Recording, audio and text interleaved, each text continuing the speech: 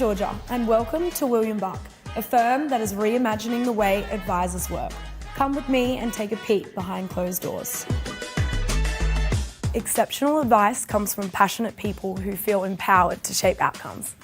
Our teams include audit and assurance, business advisory, corporate finance, restructuring and insolvency, superannuation, tax, and wealth advisory. These teams work together to create a tangible impact for our clients. Events such as staff breakfasts, colleague lunches, trivia nights, and regular parties allow our people to build relationships inside and out of the office. And between our social club and run club, there's something for everyone. William Buck is the perfect place to start, grow, or take your career to the next level. We have robust training to aid growth opportunities and boost career development. Changing lives is our underlying philosophy, and the William Buck Foundation formalises our community and volunteer initiatives, allowing us to better work with charities and organisations most in need. Your physical and mental well-being is super important to us. Our flexible workplace allows you to better balance your professional and personal life. And we're lucky enough to have an in-house psychologist to help you be your best. If you want to join a company where friendships are made and careers are built, then come on over to a firm that's delivering more than just advice. Tristan Knowles here from the Australian Rollers and the Wollongong Rollerhawks. Tune in and don't miss a minute of the action on KO this weekend.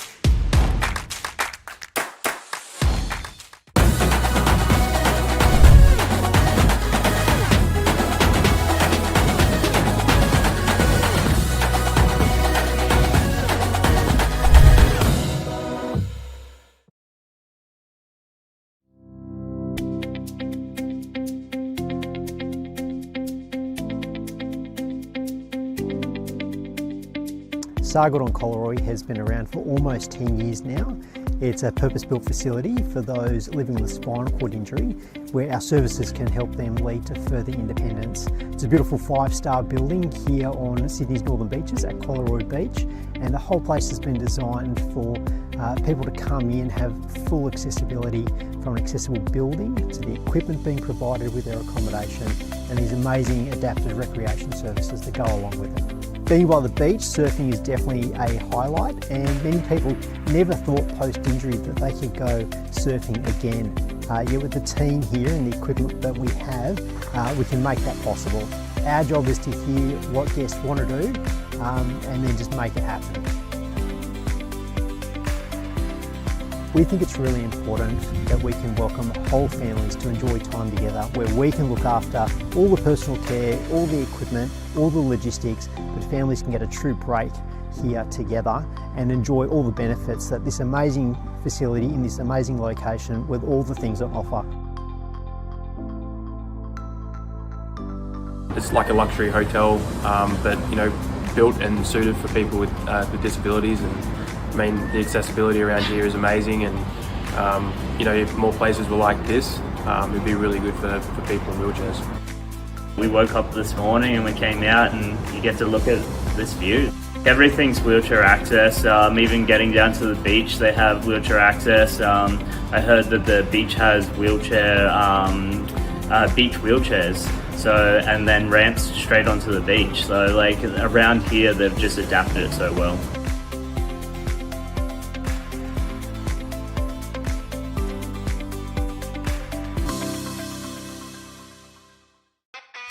Hello, I'm Miriam Latu. I'm playing for the Sydney Blues this season. Please get behind us and get around the 2026 season. Yay!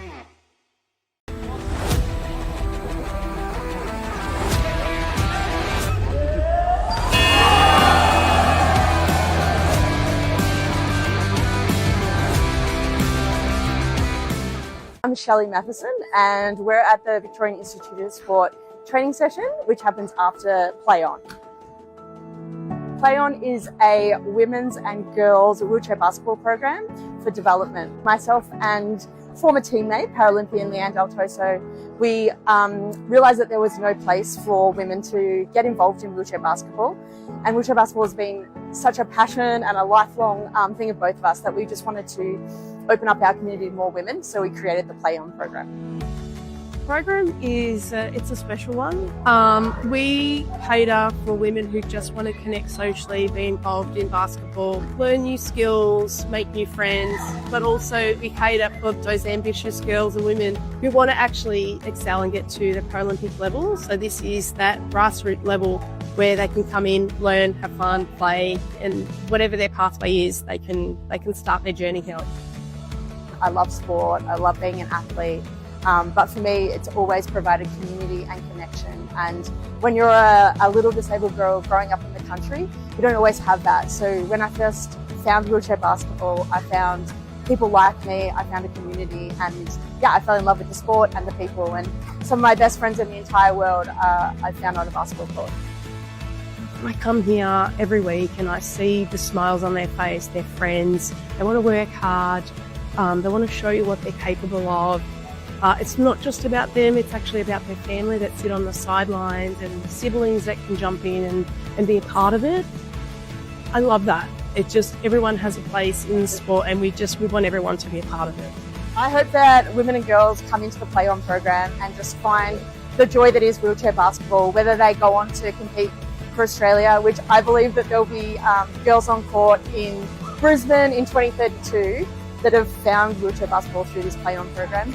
I hope that the girl who never wants to go further than this program just finds a space here and everything in between. I just hope people fall in love with wheelchair basketball like we all have.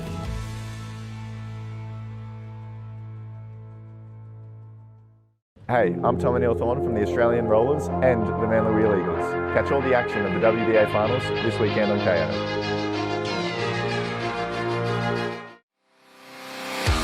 First real tournament on home soil in 20 years. To get those guys to get that experience, that's what every game at a World Cup's like. That's what every game at a Paralympics is like.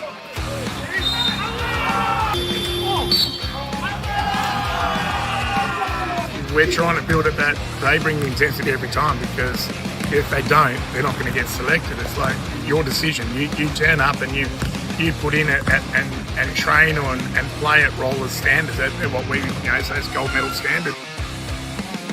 We want to finish in the top 4 at the Worlds. I think that's the next step. We've had wins against the top teams now. We just now consistently need to go to a tournament and do that. I think that the future's really bright here in Australia. What WBA have done and the collaboration now with BA, etc. I think everyone understands that there is a really great opportunity to not only nail Brisbane 32, but then nail it for many years after that.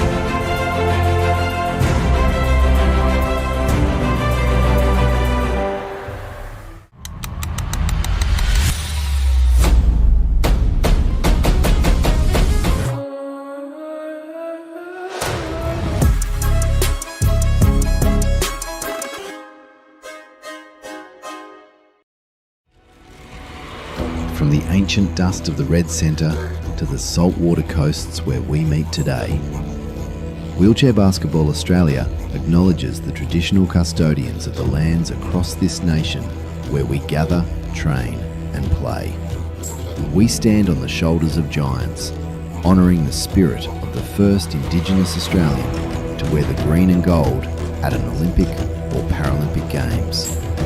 Their journey is etched into the very fabric of our league. Across every court and every community, we celebrate the enduring spirit Aboriginal and Torres Strait Islander peoples.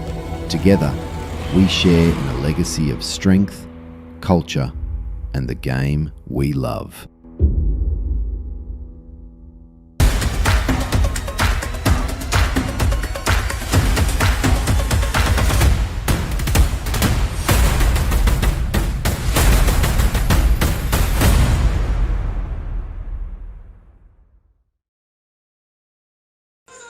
Welcome to the State Basketball Centre in Melbourne, Victoria. It's finals weekend for Wheelchair Basketball Australia's National Wheelchair Basketball Leagues, and one of those, or two of those leagues, we'll see this morning, if you're, this morning, at Melbourne time on the east coast of Australia. It's just coming up on 9 a.m. These players are here to play in the 3x3 competition, which is played as part of each regular season round in the Men and Women's National Wheelchair Basketball Leagues.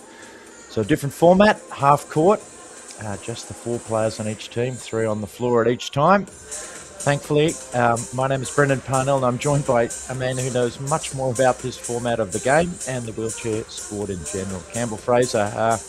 Campbell, it's less than 13 hours ago that some of these women were on the floor playing in the respective semi-finals, and here they find themselves out of bed early and ready to go again. Yeah, you can't imagine, especially for the Perth girls here, that this is a fun early game for them to have to kick off in Melbourne, having flown in, I imagine, yesterday morning. But the Victorian girls here clearly will be running on a high at the moment, having won their game yesterday and being pretty positive about where they're sitting at the moment.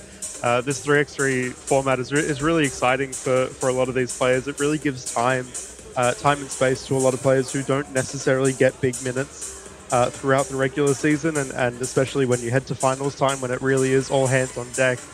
Some players that just don't have as much high-level experience really get to use the 3-on-3 as a space to learn and grow, and including the fact that in the 3x3 space you don't have a coach. You're not allowed to be coaching the 3x3. They just play and work as a 4-man team. So it's an exciting thing to see them kind of step up in that leadership, really work with themselves, and take the things that they've learned in the 5-on-5. Yeah, the respective lineups today for the Victoria Wonders, who are warming up. You'll notice both teams warming up at the one end of the floor. In the navy blue uniforms with the white numbers, it's Eliza Stauffer in 2, Harriet Caldwell in 5, Michelle Pillar in 13, and Ariella Rip-Salmon in 21. And for the visiting Wildcats, you mentioned Campbell, Perth, of course, 4 hours in a plane across the country they've travelled. Sarah Vinci in 4, Amy Beale in 6, Laura Gillis in 7, and Madison Kent in number 10. So we see our 2 officials in the background, Ty Hodgins and Nick Tomasic, just explaining to the respective captains how they're going to get things going. Maybe they're just telling a story about what happened last night. Very exciting women's semi-finals, which saw the Victoria Wonders advance to the grand final, and the unbeaten Sydney Blues. Campbell, I know we saw a statistic this morning. It was how many days since the Sydney Blues had lost a game? Yeah, I think it was almost 400 days, 300 and something.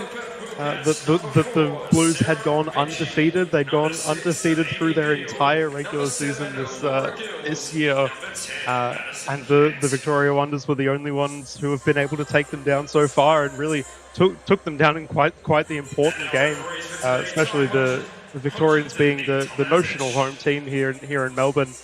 It's a really exciting thing for them to have kicked all the way through to the gold medal match now. Yeah, as we see the Sarah Vinci there, I imagine she'd be the notional leader of the Perth Wheelcats team. She's just calling her players into a huddle. And of course the points system also in operation here, Campbell. A hybrid version of what we'd normally see in the 5-on-5 game, the 14 points. Yeah, so in the 3-on-3, because you've only got 3 players on the court at any time, it's a max of 8.5 points, which is a combination of all three players. You'll notice on the Victoria Wonders side they seem a little bit higher points than you might expect. It's because 3 of their players have a red card, which is a 1-point deduction, for being new to the season or under 18. It's just a way that we utilize to push through some players that get more time, get more experience, and don't necessarily have quite the level to play to their actual points quite yet. It's a very exciting thing for the Victoria Wonders. They have a very deep bench in their 5-on-5 side, and a lot of them have a red card for being new players into the league. And the same on the side of Perth Wheelcats. Madison Kent also has a red card for being a newer player. Yeah, I think it's a fantastic system. I'm sure some other sports would be thinking about how could they adapt something similar, which allows an entry point for all sorts of players. We saw a 15-year-old playing alongside multiple Paralympians last night for Manly, which is a pretty wonderful thing. And it's a pretty terrifying thing as well for some of those players. They're very young, and again, I said this in the game yesterday. A player that's 15 years old coming against someone like Tristan Knowles, who has probably that amount of years in his own international experience. So it's an impressive thing to come up against that much experience and hold your own. Anyway, play's underway. The Wonders with the first possession. I think they've had a slight number change there. One of the Victoria players. At the moment, we've got Eliza Stauffer, Harriet Caldwell. You'll notice substitutions will flow very freely on and off the court.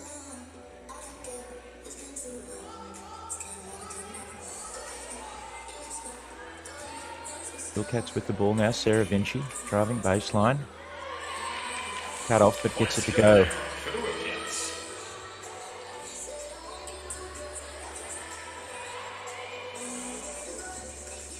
Of course, alternating possession. One team scores, the other team has to get the ball out. As the Wonders score their first point of the game. That's a nice long range shot from Michelle Pillar. So it's a little bit outside of her range, probably inside there. She doesn't sit quite as high as someone in her point class as you might expect. She does have a lot of strength and a lot of mobility in her chair. She is quite quick around the court. There's a Stauffer. And of course, the shorter shot clock in this version of the game, forcing continuous action. It's a rough thing in the 3x3, especially when you've come off playing 5-a-side. Sometimes you forget the shot clock is just ticking down, just in front of you, and knowing that you've pretty much always got a player on you. You tend to play a press throughout the 3x3 game, so you've always got someone defending you. You don't have your own time and space to move. Villar with the ball.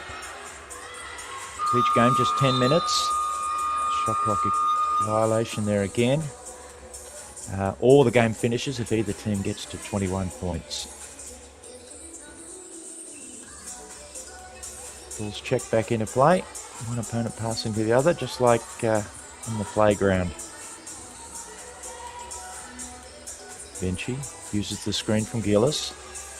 Pursued by Stauffer, looks inside. Shot from Gillis is short. Pillar the rebound. Players just have to clear the 3-point line before they can start attacking. Nice little give and go to Caldwell. She finishes. I think the thing that players tend to forget in the 3x3, the ball has to clear the 3-point line. Players don't necessarily.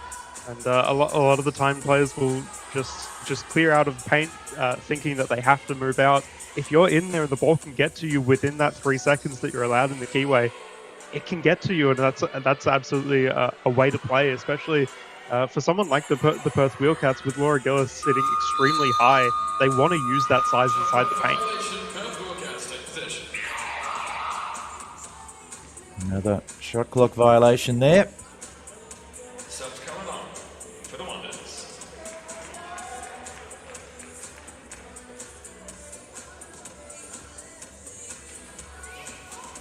Ariella Ripsamen onto the floor for the Wonders. She's trying to defend Sarah Vinci there. Sarah Vinci got the better of her. Sarah Vinci's just so fast in her chair. She moves so cleanly. The way that she moves is so satisfying to watch. She's just so smooth. Step inside. Staffer can't finish. Vinci pops it out. Beal. Gillis with the height advantage. Can't get it to go. Caldwell. Always noticeable, the pink shoes seems to favour.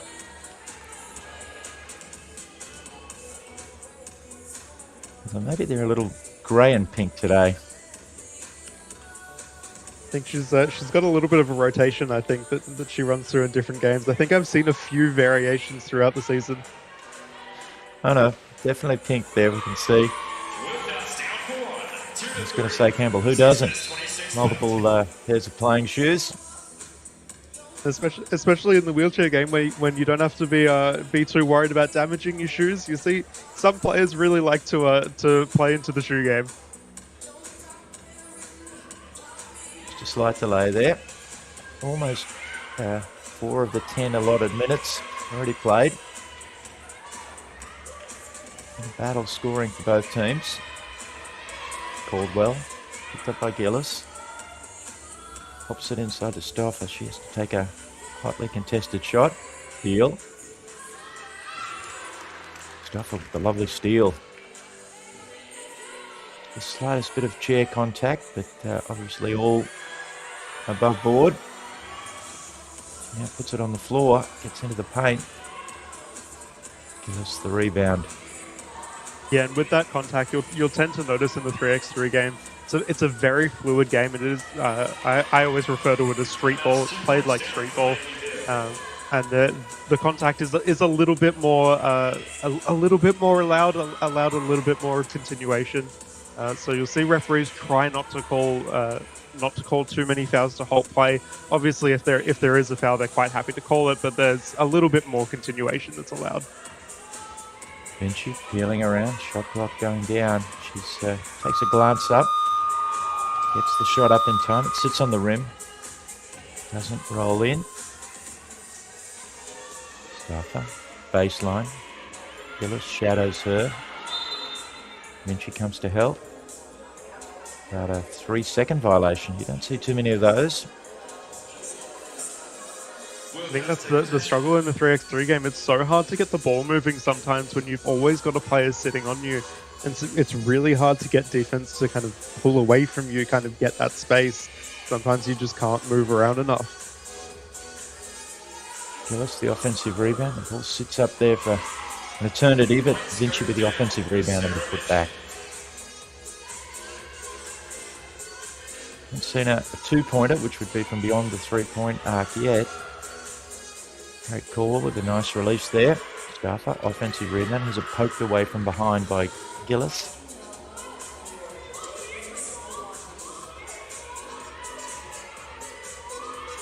She probes middle. Caldwell contests. Gets the rebound. Tries to poke it out. With Salmon. Held up. Shot clock's running down. You can hear the bench or the supporters in the background. Benches are pretty small, just the one player. I suspect that'll be both teams five-a-side teams sitting on the sidelines. It's usually in the regular season the 3x3 runs before the five-a-side games, and the teams get pretty into it. It's pretty competitive and pretty fun.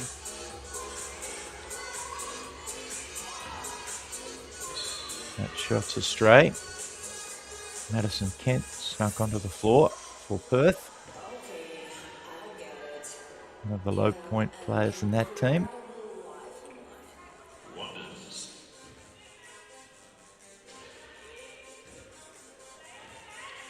Who's defending Eliza Staffer now. Staffer gets around. Vinci comes to help. A little bit of contact, nothing doing foul-wise. Staffer double teamed. With Salmon inside. Shot did everything but fall down. Kent with the ball. Vinci.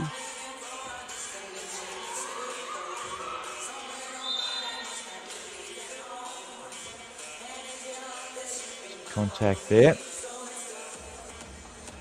You could see Vinci really not necessarily over exaggerating, but really pulling into that contact and that like lean forward, trying to prove she's trying to move through the contact, trying to move through the contact. It's a little bit in the wheelchair game. You're not overplaying the contact, but have to make it obvious that you can't move. Sometimes it's a little bit hard to see just how held you are. Whip Salmon, loose ball. The Wheelcats now come up with a Vinci leaning backwards. Pass to Gillis. She rolls back from the elbow. And she zips after the rebound. I think the shot clock didn't reset to 14 there.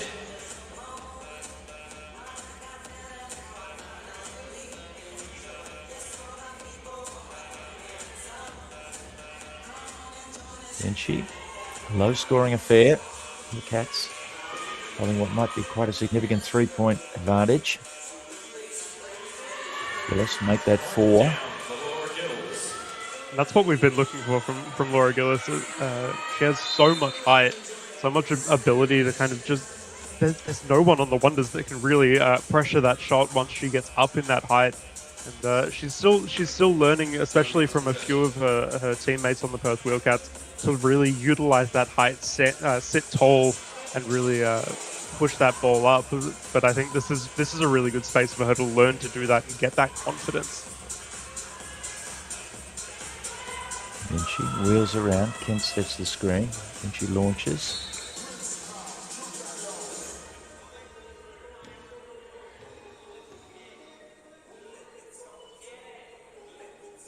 Ball back to the Wonders. It's getting down to crunch time for them.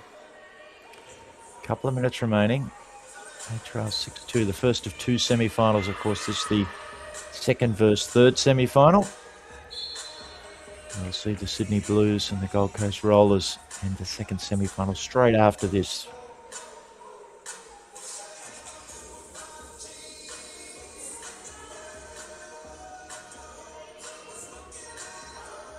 Perth with the ball.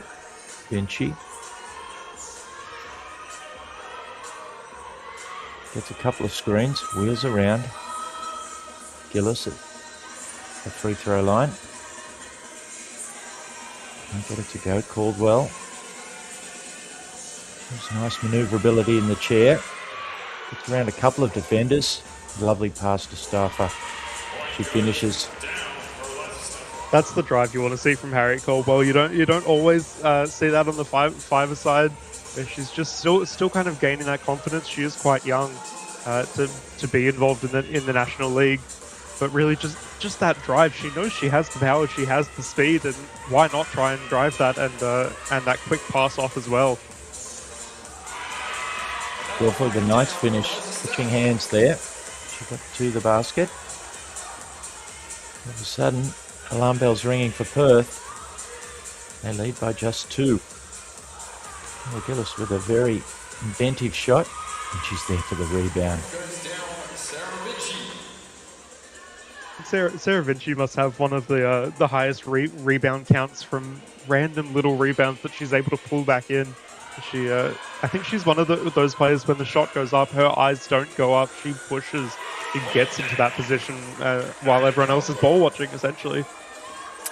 She could be the female version of Sabri Bedzedi, the man who starts pursuing the rebound before he's seemingly released the shot in the men's league. That shot's off from Gillis. Stauffer on the elbow. Just a little short with that. She winces disappointment. I think time's going to beat the Wonders here.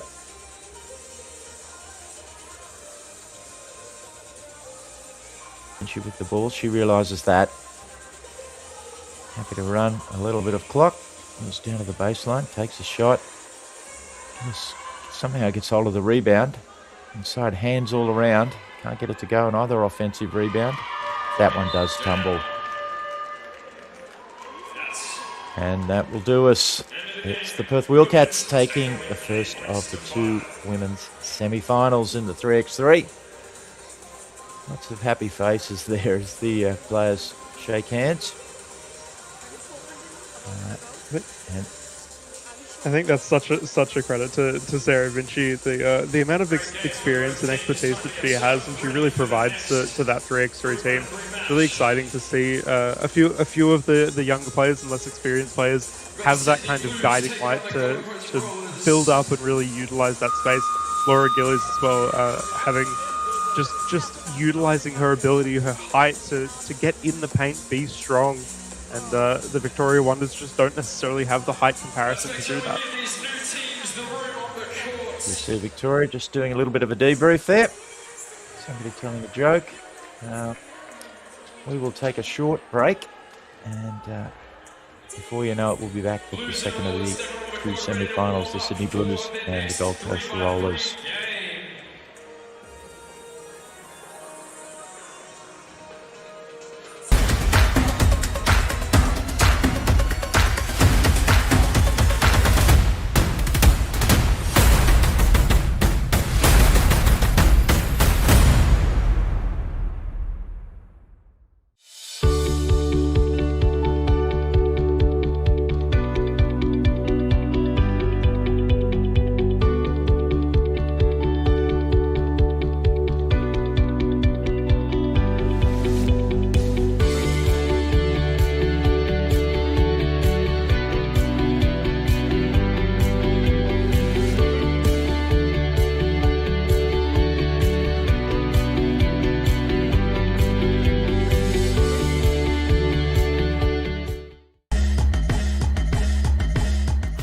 I'm Georgia, and welcome to William Buck, a firm that is reimagining the way advisors work. Come with me and take a peek behind closed doors.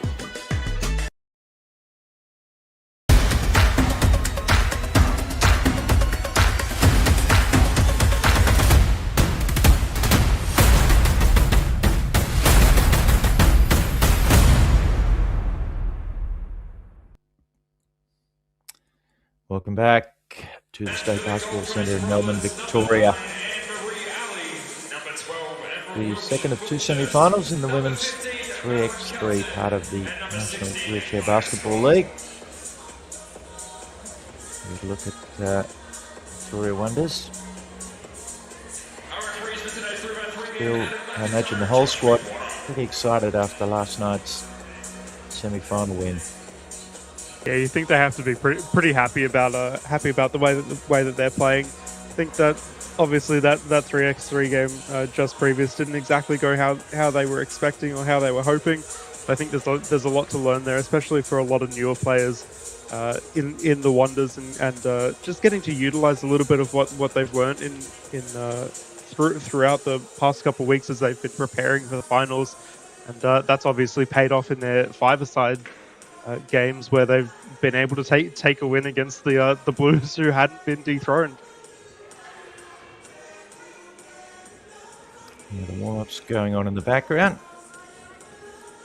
and I think the Sydney Blues have got a pretty powerful lineup here for their 3x3 combination. Campbell, Jess Cronje, Victoria Simpson, Marianne Latu, who was so potent in last night's semi-final, and Daniela Egler-Bast. It's quite the combination.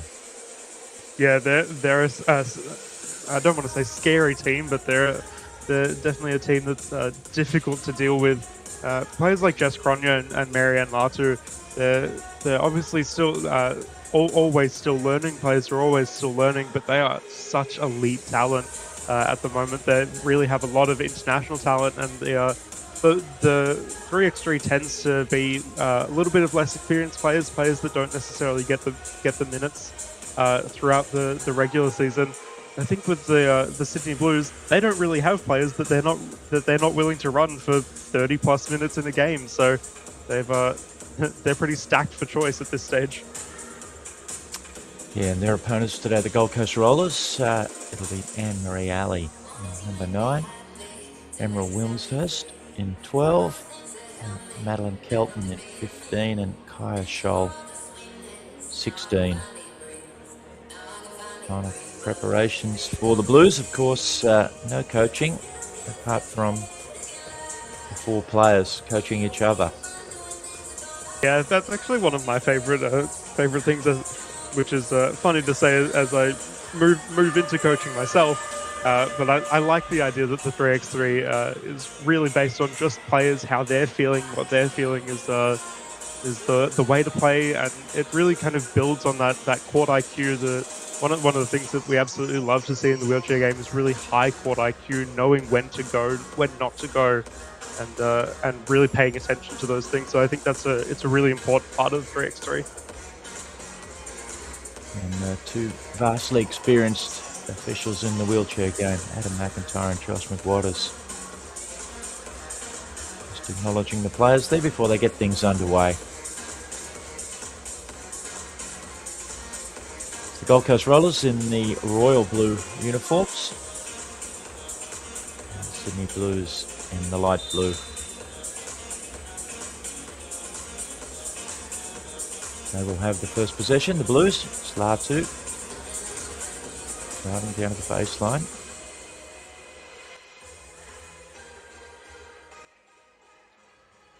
First shot's up. Catches Madeline Kelton's hand. Just sails out of bounds. The ball will stay with the Blues. It's always a funny thing seeing players put up that first shot in the 3x3. You've got to remember that the 3x3 ball that they're using, it's a size 6, but it's weighted as a size 7. It tends to be the middle ground between the men's and women's league because they both play with the same ball in the 3x3. And that first shot is always just lining up, calibrating, kind of figuring out how you feel with that ball, especially if you've come off games yesterday or earlier in the day, playing with a different feeling ball. Just a break in play there. Referee McIntyre just getting the shot clock reset. Teams allowed 14 seconds to operate. Determined there should be 11 left. Latu, free throw line. A spot she was so good from last night. Picks up where she left off. Yeah, she's clearly had a good night's sleep and is ready to go again. She just does not miss from that point. Once she's comfortable, she just keeps going. Touch there from Victoria Simpson. Ball will stay with the Rollers. No, in fact, the officials are determined it'll turn over. The officials reconfirming their reconfirmation have now given the ball back to the Gold Coast. They're just making sure you're paying attention. Just making sure we're all awake at the good old 9 a.m. Kai Scholl saw the shot clock was about to expire. Had to take a Hail Mary there. It fell short. Lewis with the ball. Just 10 minutes for each contest or until either team gets to 21 points as Latu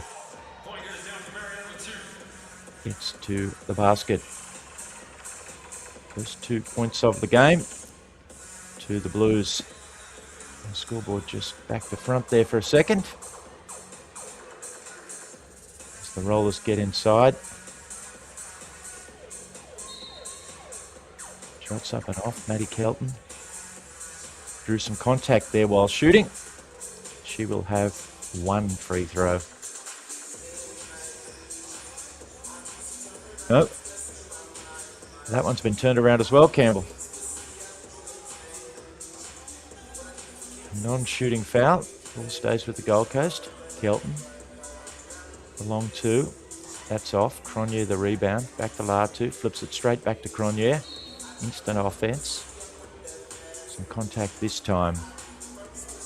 There you go. You get your free throw this time. just Cronje just not quite finding the range that she's really hoping for. She's been a little bit hit and miss so far in the final series. She's one of those players that once she finds her shooting line, she's pretty consistent, but she just takes a second to find it. Just the one free throw worth the 1 point. Cronje gets that to go. The Blues with a 3 points to nothing advantage now.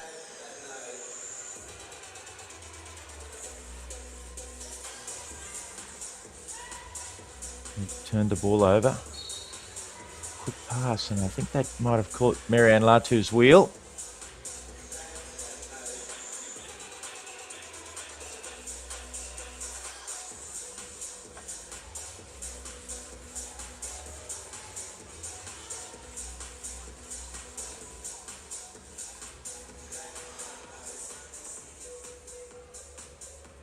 And Wilmshurst just almost losing balance in her chair there.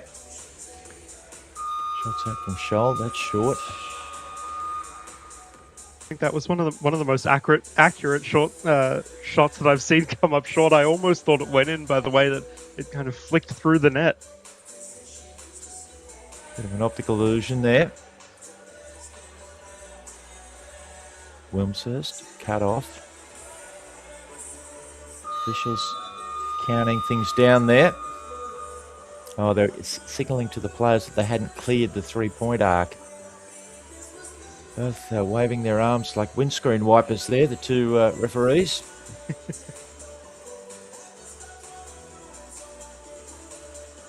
Marianne Latu gets to the free throw line. That's a good-looking shot. Just catches the back of the rim. Wilmshurst streams after it, puts it behind her back with the dribble. I don't know if that was intentional or just gathering it in. I think that's such a hard pass to make, or rather, controlling the ball around the back of your chair. It's something that you see a lot in the able-bodied game, that ability to move the ball around you. But you've got to remember that having a chair, it's a much wider space, a wider cylinder, and it's so hard to move that ball around you. There's Victoria Simpson. Gets the 1 point. All the Blues at the moment. They lead 4-0. Rollers, Wilmshurst. Cut off by Simpson. Flips it inside to Ali. Simpson's in there and just reefs it away. Nice no-look pass from Latu. Finds Cronje. Gold Coast Rollers just need to get that offense moving a little bit more. I think that there needs to be kind of more spreading of the court. You're using three players on a full-size court. You've got the ability to really play space. It becomes really difficult to move the ball when you don't have that space to operate. Yeah, sometimes the ball screen action can just bring a lot of players and chairs to the one spot.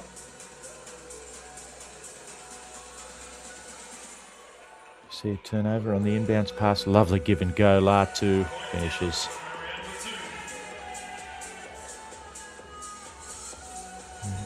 Respective single substitutes from each team look on impassively. Nothing they can do about what's happening at the moment, apart from cheer.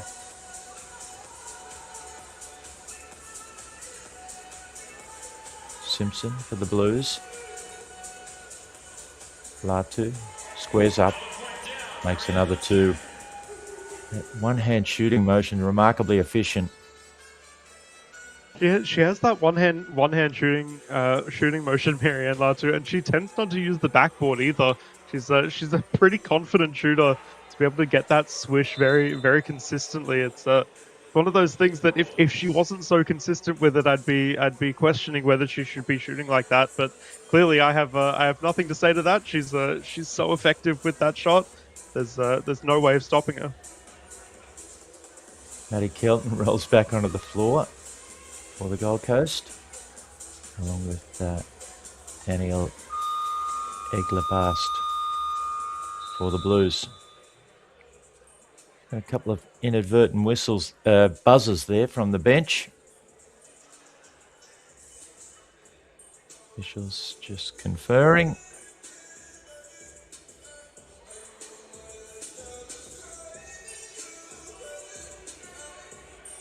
Kaya Scholl looks a little confused, asking a question. It's always a rarity in the 3x3 game when the game actually stops and players have to take a second to question what's just gone on. There's very rarely a time where the clock stops in the 3x3. It'll just keep running.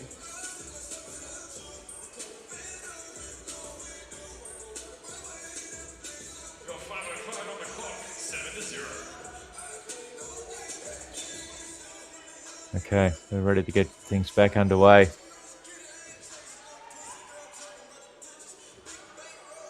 Scholl with the ball for the Gold Coast, launches a long one. Probably her weight was shifting left and she was trying to get back to that right hand.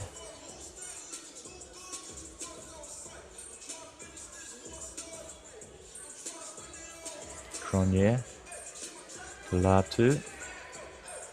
She wheels around, cut off. Egler Bast rolled. Just a little too much intricate passing there. 3-second violation. I think that's one of those times where you tend to say to your players, just put the shot up. But you're in that position. You've got yourself in the paint. You got the pass. Be confident. Back yourself. I think that's one of the great things about the 3x series. It gives you that experience and gets the ball through a lot of hands. Gives you that experience to say, I'm allowed to take that shot. Why not? Scholl couldn't get that shot. Cronje sees her shot fall off the rim. Ali thought about putting a hand on the rebound and then realised it was going to roll out of bounds and might have been tough to reel in. The ball will revert to the top. Checked in by the Blues to the Rollers. Kaya Scholl. This is the alley screen. The Blues switch effectively. It's just been a pattern of their offense getting jammed up at the top. Yeah, I think that one of the issues that the Gold Coast Rollers have, and this is true of their five-a-side as well, that they don't have as much ball handling experience, and this is a great way for them to really learn that, but not having that confident ball handler and that quick movement, while the Sydney Blues have someone like Marianne Latu who's consistently their ball handler in the five-a-side as well. You just don't have that movement, don't have that fluidity, and it's such a struggle to play off that. Jess Cronje drawing some contact there. She will have the one free throw for the single point.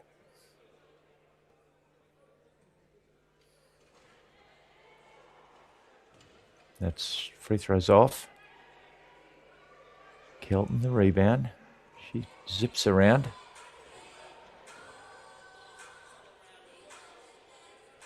Yeah, still stuck at the top. The Rollers looks for Scholl inside. Cronje pokes it away, but while all that was happening, the 14-second shot clock expired.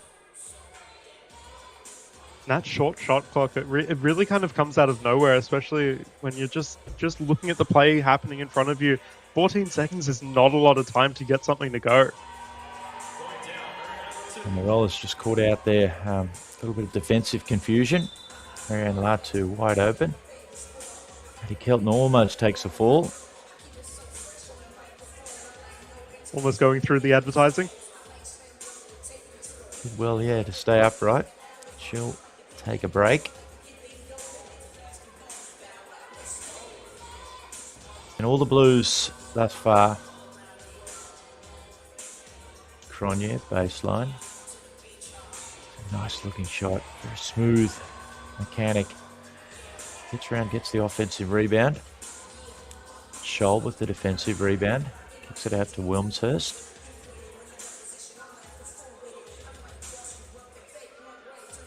He drives baseline. Gets the shot away. Still no luck for the Rollers.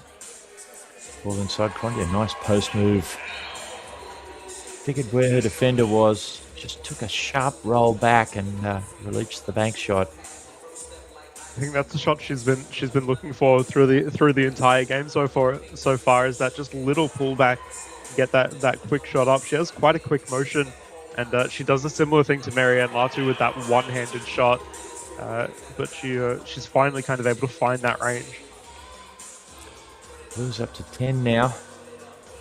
Rollers still battling to get themselves on the scoreboard. Lack of effort. Wilmshurst inside the Scholl. He does get their scoring underway. But we're ticking down, just 2 minutes remaining in this 10-minute contest. Latu short, Scholl the rebound. Kaya Scholl, you can see the skill that she has as a high point player. When she's not forced to be that kind of ball handler, she really is an off-ball player and gets into that kind of post-up position. That's really the goal that you want to be playing her through, and you can see that kind of paying off for the Rollers more when she doesn't have to be that ball handler off the top of the point. Yeah, she's a multi-talented para-sport athlete in her own right. Powerlifter and a canoeist.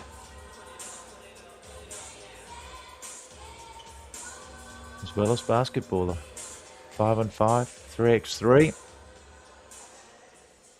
I mean, you can tell by the way that she plays just the dedication and the commitment that she plays with. She's clearly an elite athlete. You see that from certain players, especially who have come from other sports. It's just that mindset of how to be an athlete, how to kind of play the game to the end. Even in a game like this, where the Gold Coast Rollers are feeling a little bit of a struggle, not feeling quite as confident as they would hope to be, but just playing so strong, continuing to play, seeing it through. Victoria Simpson does a great job getting inside. Scores again. Looks like the Sydney Blues will be heading through to the final of this competition. Of course, all these games are back to back to back to back to back. With the two men's semi-finals coming up, then the rest of the playoff games. Before you know it, it'll be the preliminary finals in the men and women's National Wheelchair Basketball Leagues. Of course, those games live and free on KO Sports. Wilmshurst wheels around, takes the ball behind her back. It's a nice pass inside to Scholl. She squares up, launches the longer range shot from behind the elbow. That's a hard shot to make with a defender in front of you, especially when you don't have the movement, when you're sitting stationary like that. I think that's a credit to the powerlifting, I might have to say, is just the strength to get that shot up and get a good high arc on it too. Simpson. Cronje, but that's almost an identical move, the pullback.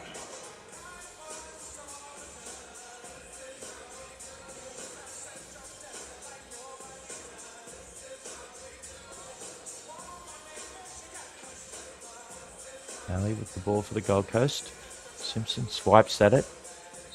It's a piece of it, but it only succeeds in knocking it out of bounds.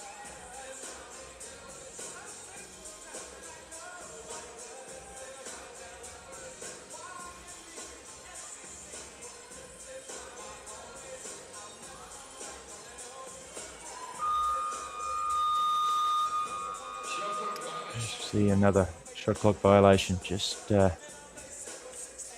suffocating defensive tactics from the Blues. Megla Bast finds a cutting Simpson. She manages to complete the layup.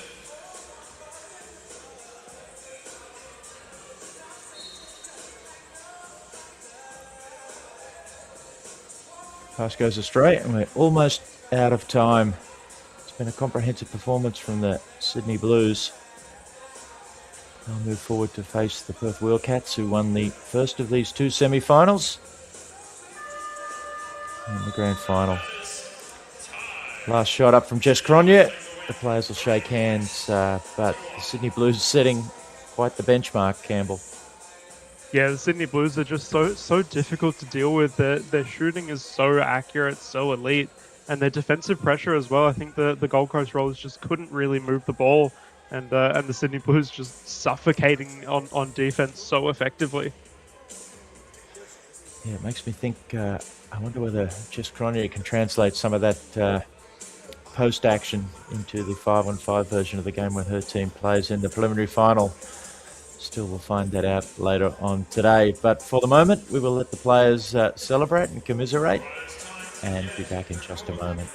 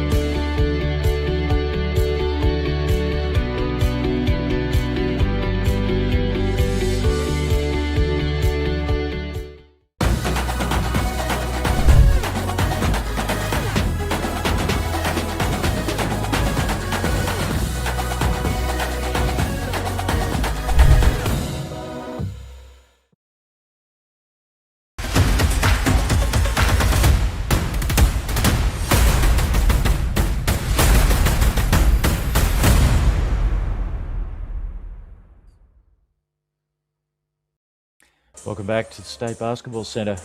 It's finals weekend in the Wheelchair National Basketball League for men and women. And of course that includes the 3x3 competitions. We've just seen the two women's semi-finals and the men's version of the same about to get underway. The first game is the second versus third playoff. It's the Red Dust Healers. In fact, it looks very much like it's the I had the Red Dust Healers Perth Wheelcats, but I think we're going to see the Manly Wheel Eagles taking on the Wollongong Roller Hawks. Yeah, I think it's that second and third spot playing out. It's the Red Dust Healers have come away with the first spot, I believe, and that first game is the middle game, the what should be in theory the closer of the two. Both of these teams have actually matched up against each other yesterday in quite the formidable semi-final.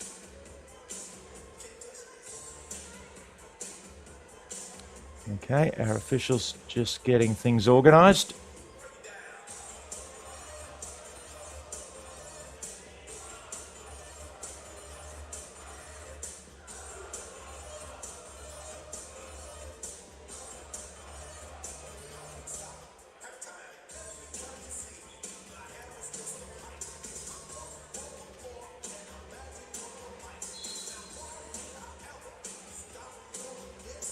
And the Rollerhawks will check the ball in. Wheel Eagles first possession and the first score. Dylan Gawthorne straight no action. Rafferty Stevens with the steal. Back to Gawthorne. He makes another layup. Already things moving at a frantic pace. Rollerhawks with the ball.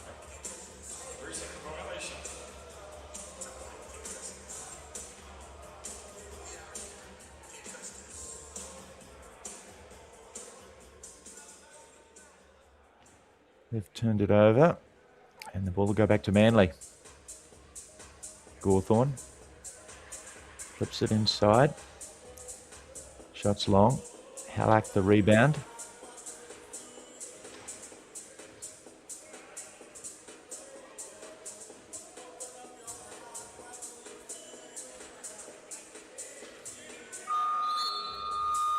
Hands off, and that shot just not away in time from Halak. The 14-second shot clock expiring. Gawthorne will flip it back. Gets it, drives baseline. Nice shot, Rafferty Stevens. Gawthorne almost had the roll underneath the basket for a layup there. I think he opted to give the youngster Rafferty Stevens the shot there just for a little bit of confidence, and clearly the elite shooter that he is, but I think there was actually a roll under the basket. Gray with the finish there. Halak can't reel that pass in. We should note that the Manly Wheel Eagles, you're allowed to, in the 3x3, you're allowed to have a substitution. They've opted not to have one. They're running this 3-man, and this is the only 3-man that they will be running. So these guys have got the work cut out for them. Yeah, maybe simplifies things, I guess. Sometimes you do see players getting a little anxious about not getting on the floor in 3x3. They're sitting over there by themselves. Gawthorne with the ball now. Flips it back to Stevens. Little left-hand, lovely pass inside. Gray. Can't get the bank shot to go. Gawthorne all over the glass. No look pass back to Gray. He finishes. That's the kind of strength that you want to see coming out of Jackson Gray underneath the basket. He's a 3.5 player, so he's not exactly a high pointer, but he sits so tall and so powerful underneath the basket that you want to see him pulling in those rebounds. Someone like Ethan Halleck sitting on him is a difficult person to be defended by. He's got a lot of strength behind him, so the ability to put that shot back up is a pretty impressive one. Hawthorn can't score inside. Colin Smith with a really long two there before, beautifully banked off the glass. Straight away, Manly back at it. Stevens, the youngster, there's a bundle of energy. We get the first of the 2-pointers. Colin Smith letting that go. Officials just checking something, but the 2-pointer will count. Roller Hawks 3. They trail the Wheel Eagles 5. Gawthorne offensive rebounds, puts it straight back up. Lovely ball control there.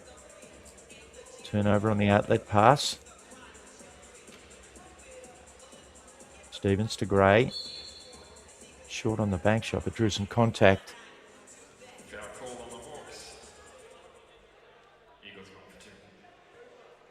That's just that little bit of inexperience from Jackson Gray that you can see. He's a young guy, still plays in the under 23s, the national competition in Australia, and you can see that little bit of inexperience, uncertainty in his shot there. I think he absolutely has the height to shoot over a lot of players on the court at the moment, and potentially just needs to kind of back himself in that and be a little bit taller, be a little bit stronger behind his shot. Halleck.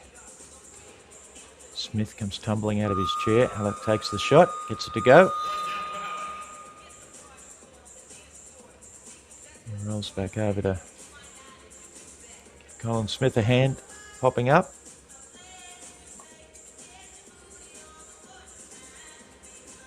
Wheel Eagles 6, Roller Hawks 4. Just a little over 3 minutes gone in this 10-minute contest. Stevens gets down to the baseline. Banks it home. Smith straight back at things. Halleck. Caught between the glass and straight on there. It's a miss. Stevens. Waves the ball around in his hands. Changes direction. Takes a dribble. Pops a pass to Gray. Shot almost goes. Hayes the rebound. Smith.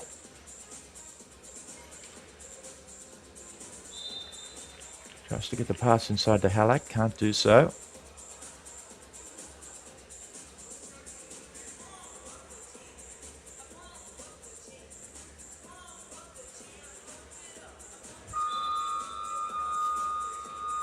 The 3 short there. Or the 2 short there. 2-point value from the what would be the 3-point line. Gawthorne now with the ball for Manly. Tries to wheel into the paint. Flips a pass back to Stevens. He's held up. It's Gray. Lovely touch. I like the way Jackson Gray looks like he's kind of using this as a shooting drill. He's getting himself into position, posting up, and taking that shot every time. I think he's feeling pretty good about the range that he's got, and he's using this opportunity to really be that high point scorer and elite finisher. Gray can't handle that one. Fine time is of the essence there. Try to turn around and launch a 2. Halleck had a hand right in his face.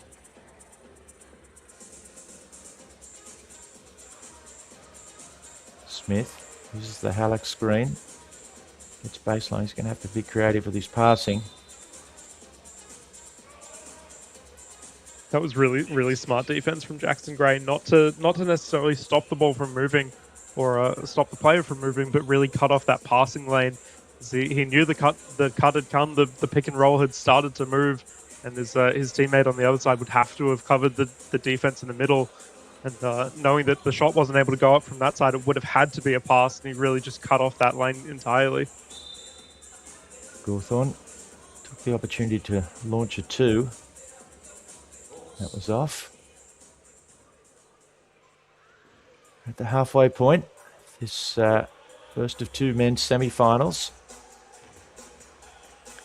Coming to you from the State Basketball Centre in Melbourne, Victoria. Early in the morning on the east coast of Australia. Not quite 10 a.m. The third of multiple 3x3 semi-finals and finals. Rebounding contest. The ball will go back to Wollongong.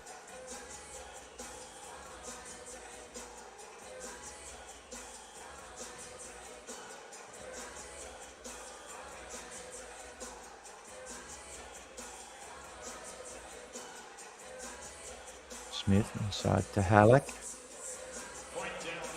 Collects himself, finds the correct angle. Straight away, Gawthorne back to Gray. He answers.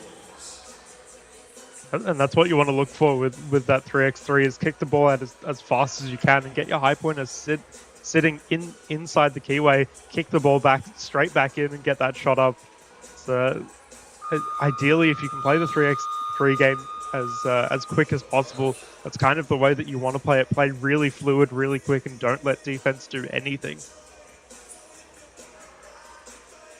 Gawthorne straight off the inbound pass.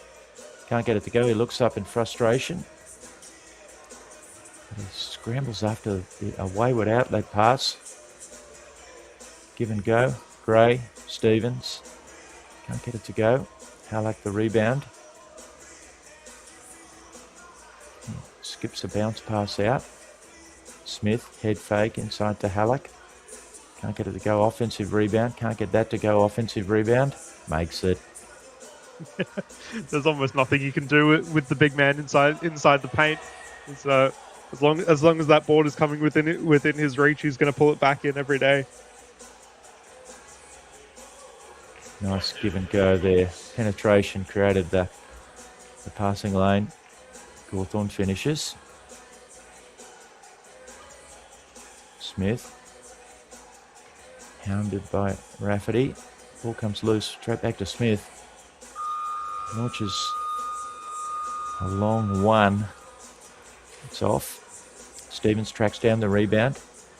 Has to flip a pass to Gray. He manages to reel it in from behind his chair. Back to Stevens. Nice left-hand touch he has. You can tell that Rafferty Stevens is clearly learning from his teammates on the Manly Wheel Eagles, and they have a lot of experience behind them, especially a lot of international experience, and you can see that in the way that he posts up. He's quite the young kid, and his ability to post up. He's still learning to finish those shots, but he just has the strength and the power to sit up, use his height, and really be the high pointer that he's going to be as he gets older and really claims his space. Yeah, I know that. Looking at his little bio, his Bill Latham's his idol.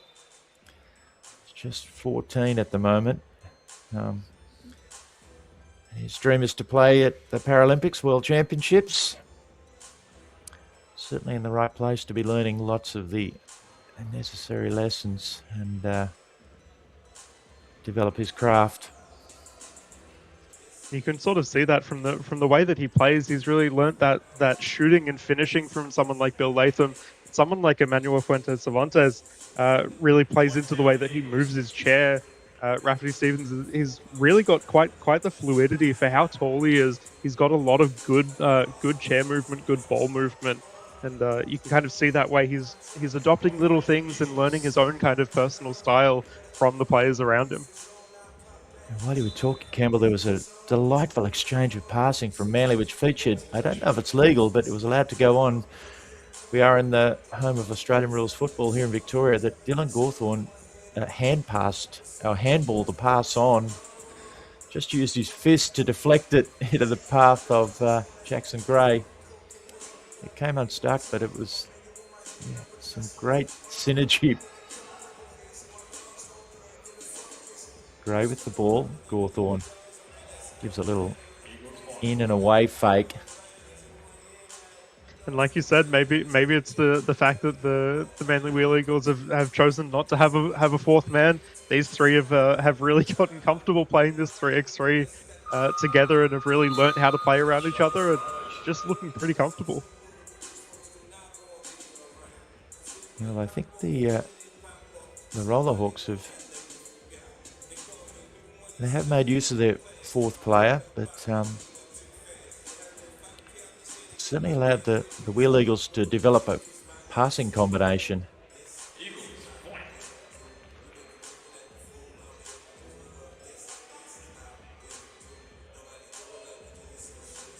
Halak.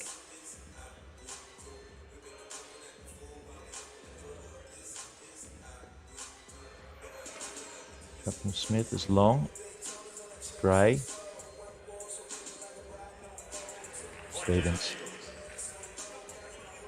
And Manly's pretty much run away with this one as we count down the time. A very smooth performance. I think Ethan Halleck getting a little bit frustrated there with the amount of contact that he was feeling. That little hip fake and hip flick, kind of get unstuck with the chair that was next to him. Ball back with the Roller Hawks, but pretty academic at the moment.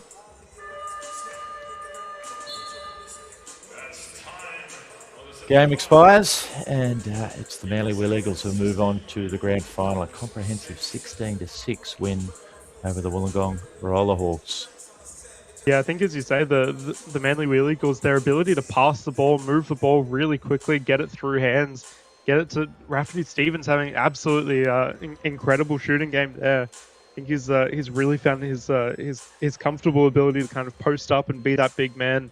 And Jackson Gray's ability to also be kind of off the ball, make those quick cuts and get those fast breaks inside, and really just be a pain for the defense to deal with. Yeah, we'll let the players do their little debrief. Manly head coach of the 5-on-5 version, Kun Jansson's out there, imparting some wisdom to what's basically a very young Manly team. Anyway, second semi-final about to get underway, or the warm-up, and we will be back with that game in just a moment.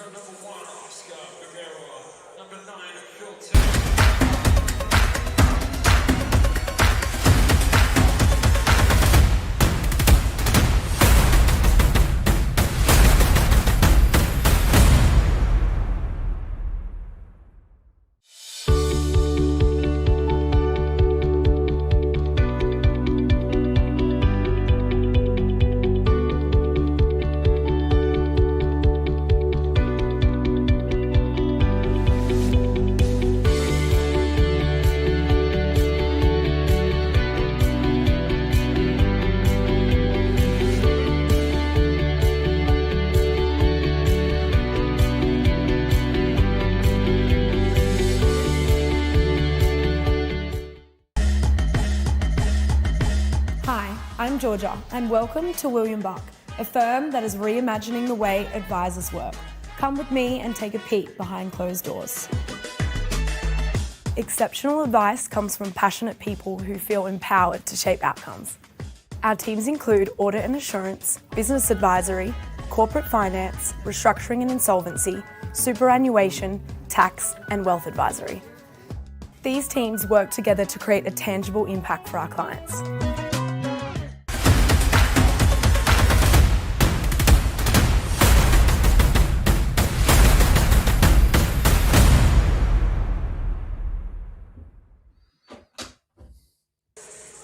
Welcome back to the State Basketball Centre in Melbourne. Things are running a fraction behind what's a very busy day, and this game's underway already. It's the second semi-final. Red Dust Healers and the Perth Wheelcats in the 3x3 variety of things. And the Red Dust Healers opting for a similar strategy to what the Manly Wheel Eagles were using only 3 players. They've chosen not to have a substitution and just let these players go. And those 3 players, Phil Turner, Phil Crooks and Oscar Magera.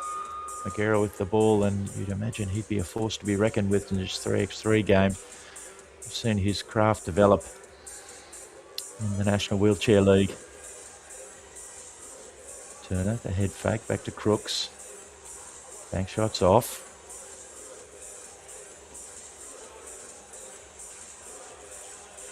Moritz gets the ball inside to Swaddling, who finishes.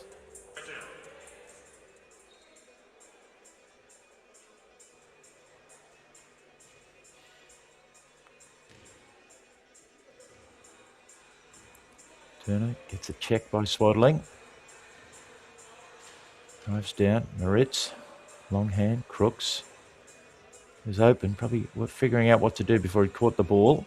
Swaddling picks him up. Of course, just 14 seconds to operate, and the Red Dust Healers can't catch any of the rim there. Shot clock violation. We should give a shout out to Joel Swaddling, and his brother plays in the AFL, plays for Collingwood. So it's been an exciting thing to see both players really excel in their sport. Joel Swaddling's really kind of come up in the Perth for the Perth Wheelcats. Has become quite a consistent player throughout their season, and it's been a really nice kind of rotation that they get through, allowing some players a break. He is quite the young player still, and is really kind of building his place in the team. Yeah, I don't know whether Joel got to watch his brother play last night. Collingwood had a tough time of things against the Brisbane Lions. His brother had quite the game. Hope he can do the same here this morning. Turner gets the shot up. We saw a technical foul there before. A little tricky to figure out exactly what that was about.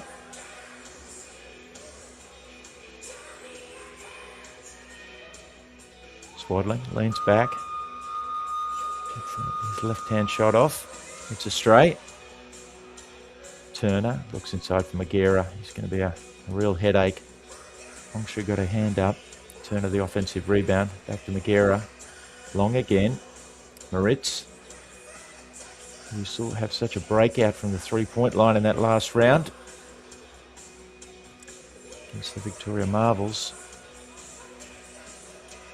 He went through a couple of periods in those games. I know you know only too well, Campbell, where he became absolutely astonishing from the three-point line. Yeah, Jordan Moritz is one of those players. Once he gets firing from a range, especially that really long range, is he becomes quite a force to be reckoned with and a player to deal with. And he's very cool and kind of calm in the way that he plays. He gets those shots very consistently. Just needs a bit of pressure. That's one of the things that you really look for. Once he starts getting his shot, you've really got to close out quite aggressively on him to kind of throw off his shot a little bit, try and make him a little bit uncomfortable.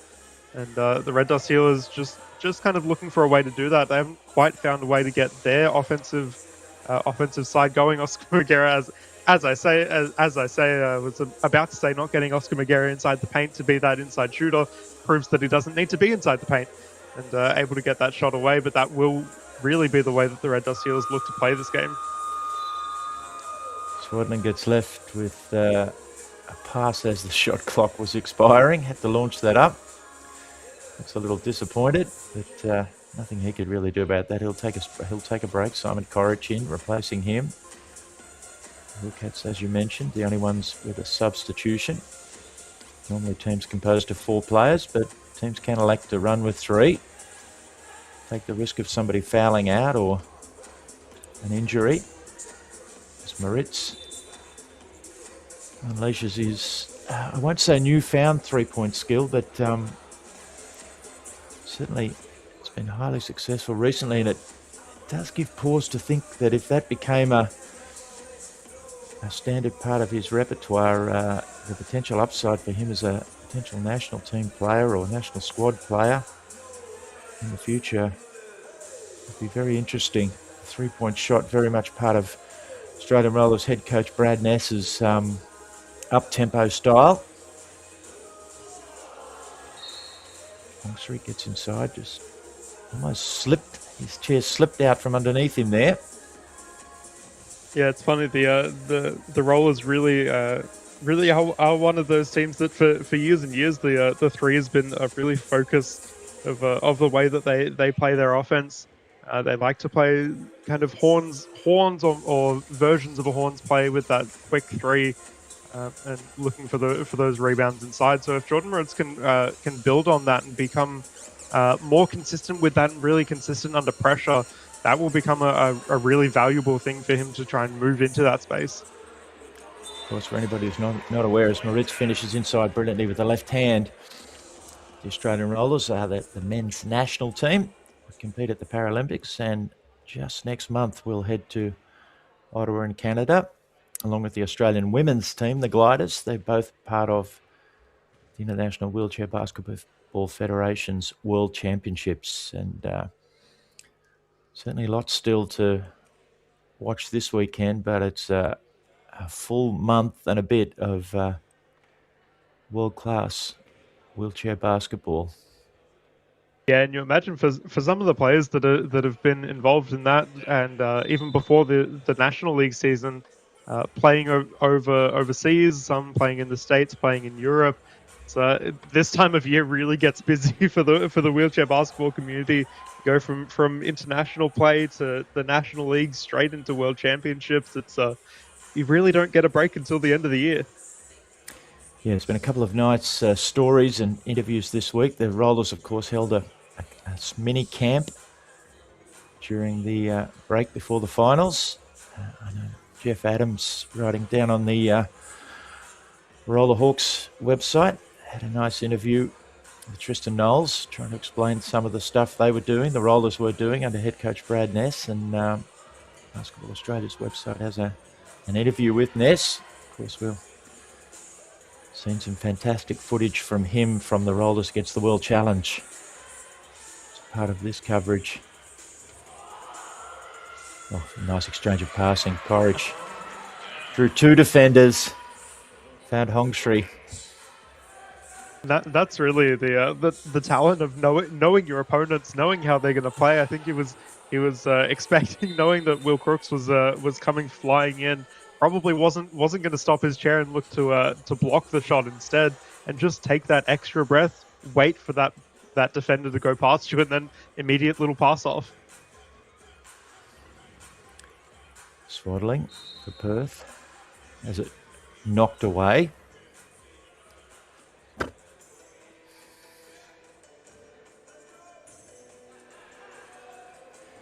The Wildcats proving the more efficient of the two teams in the first 5 minutes of this 10-minute contest. And now I say that, they get hung up behind the three-point arc, or the two-point arc as it is here, and throw it away. Yeah, I think you can tell the difference when Jordan Moritz is subbed out for their rotation. He really is just a bit more of that ball handler, likes to be kind of in control and allow the play to be created around him. I think that really frees up the other players to really move in and move through. He's more of that facilitator and that outside shot rather than the driver and kind of sitting in the paint. Magera pops it inside to Crooks. Shots off Turner. Can't believe that one didn't fall down. Back to Magera. Surely he can make that. He does. While those rebounds were being pulled in, Oscar Magera went from essentially one side of the court to the other, uncontested, to get into that post-up position. Hongshree short. Crooks the rebound. Magera clears the arc, as you have to do on a change of possession. Flips it past to Crooks. Crooks can't get it to go, but Turner sails in for the rebound. Back to Magera. Nice exchange of passing. Magera's shot looked like it might be a little too strong, but it caught the back of the rim, and we've got another technical foul. Players looking a little bemused. I think that's one of those 3x3 rules. Is once the shot goes in, the ball is essentially quote unquote inbounded from the charge circle, and defenders can't be in there. And sometimes it's one of those quick things that you forget about, that you're not allowed to be in there, or referees sometimes call it a little bit early when you haven't moved out, and it can be a pretty quick technical to collect. Hongshree has a shot blocked by Magera. Gets hold of it again, goes glass, can't get it to go, gets his offensive rebound. This time Turner gets a hand on that. Out to Crooks. Corridge comes to defend him, but he finds an interior pass to Magera. He was rolling back as he shot the ball, but clearly there was a little bit of chair contact. I'm curious to see if we'll see Jordan Moritz come back in. There was a quick moment where he was running across the sideline. I think something on his chair, one of the straps might have broken when he took that contact before, and I think he's trying to fix it up while he's subbed out. So potentially he's just in a little bit of chair trouble at the moment. Meanwhile, Turner finishes and the margin back to just one. As you mentioned, without Moritz on the floor, the scoring has stalled for the Wildcats as we see a shot clock violation from them. Now we're going to see a timeout. Haven't seen one of those. And Jordan Moritz is still standing up outside of his chair, so I suspect something has pulled off. I think it was that ratchet strap that he has across his waist. Might have just come unstuck when he took that contact underneath the basket. Yeah, the 8.5 points, the maximum categorisation. Any 3-player combinations allowed on the floor. And like the 5-person version of the game, it allows for a multitude of positions, roles, and categories to be part of the game.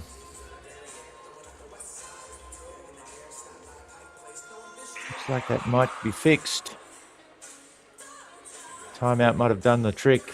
They might have taken a fraction along the more than the allotted time, it seemed, for the timeout, but referees have been a little lenient, and Phil Turner comes straight out of the timeout with a 2. Jordan Moritz looks to answer.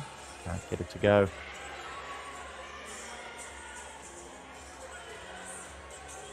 Courage. Moritz flips it inside, Swaddling. Crooks. Turner swats at the ball from behind. Swaddling throws it away, puts his head in his hands. I think it was a little bit shaken by Phil Turner coming in from the side there and really swatting at the ball as he was potentially going to put a shot up there. I think it just kind of threw how he was looking to play that game and just looked to kick the ball back out somewhere. Couldn't quite find somewhere to take it. Turner to Crooks. Looks at a 3 or a 2. I keep saying a 3. Have to ignore that 3-point line. Ball finds its way inside Magera with the putback. And the Healers up by 2 now.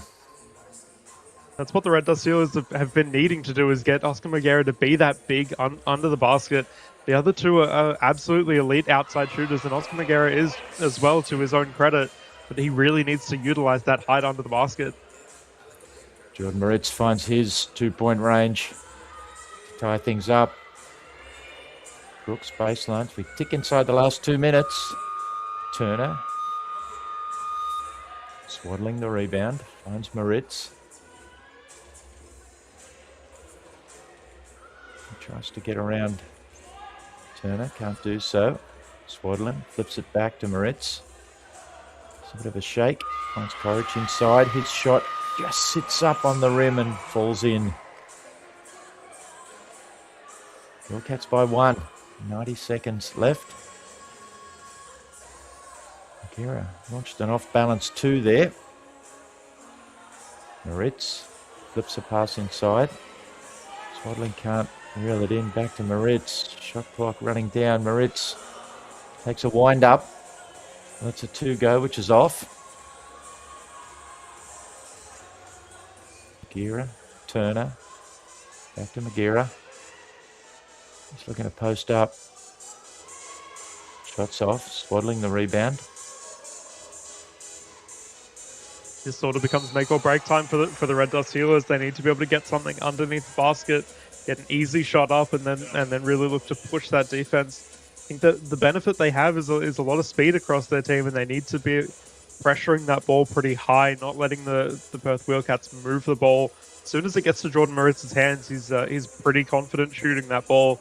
So you really want it to be kicked out to someone else. You can see the awareness from the Red Dust Healers defensively that Moritz is the catalyst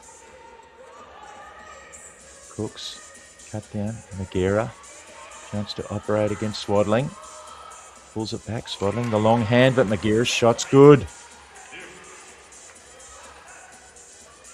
Might be looking at some overtime action here. Score's tied, Magira. Clears the arc.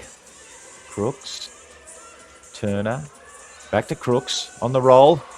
Shot falls just off the rim. Magira, the offensive rebound, has it blocked, but blocked illegally.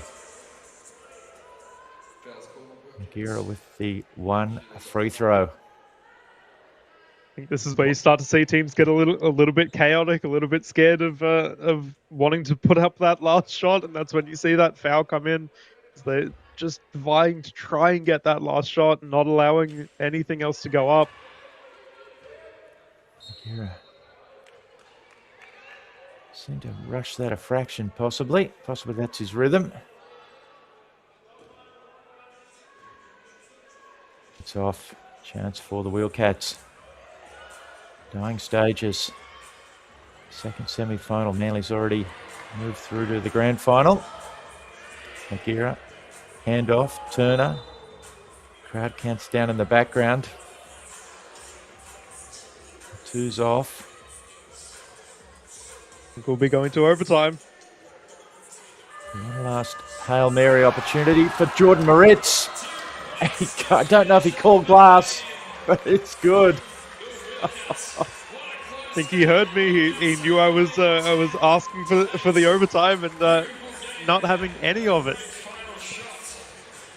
Yeah, a shot that symptomised the improvement he's shown in the last few weeks with that range.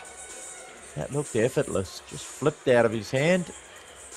Poor old Red Dust Healers, Oscar Magira, Phil Turner, and Will Crooks are left to just ask what just happened.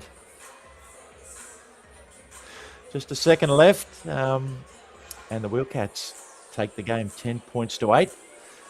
They'll move through to face the Manly Wheel Eagles in the grand final, and shortly we'll have the women's 2 playoff games, and we'll be back for those in just a moment.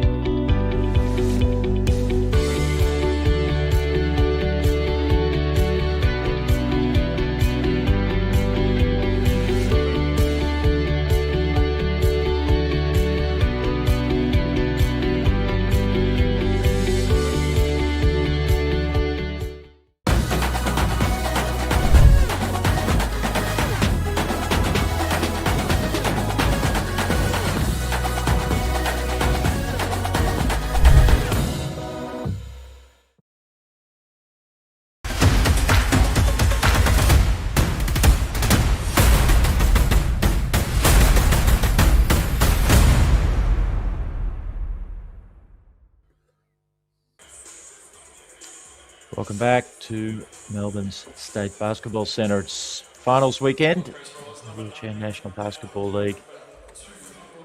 And we're about to see the bronze medal game in the women's 3x3.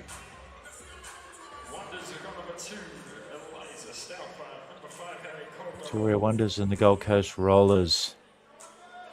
It's hard to keep up with all these 3x3 games coming as they do, Campbell, back to back to back. So it's one of the great things about the 3x3. I really like the way that they've added this into the season throughout. It really gives a lot of space to newer players and less experienced players, and it really does give them, as you say, a taste of just keeping playing, getting minutes after minutes, especially when you get to these finals where just a few minutes ago these players were playing other teams, and now they've gotten into their medal games. So it all kind of happens pretty quickly. the Victoria Wonders in the navy blue uniforms. Gold Coast Rollers, of course, in the white.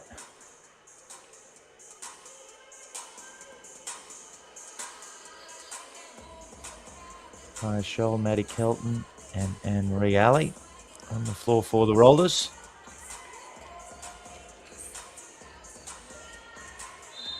And for the Wonders, Harriet Caldwell, Ariella Ripsamen and Michelle Pillar. The Rollers with the first possession. Alley, an offensive rebound. A little better about shooting it. And the ball will go back to the Wonders. I think she thought she was just a little too far under the basket. It's hard to get that kind of scoop shot when you don't have a little bit of momentum, a little bit of movement to be able to get that shot back up.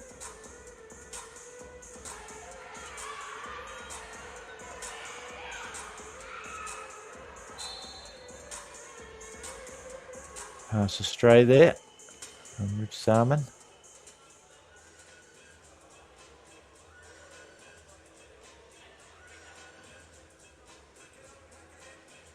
That was Michelle Pillar, who's switched the number around.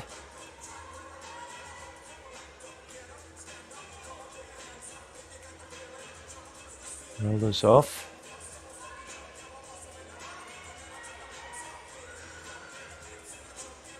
Rip Salmon, that pass scooped up by Caldwell.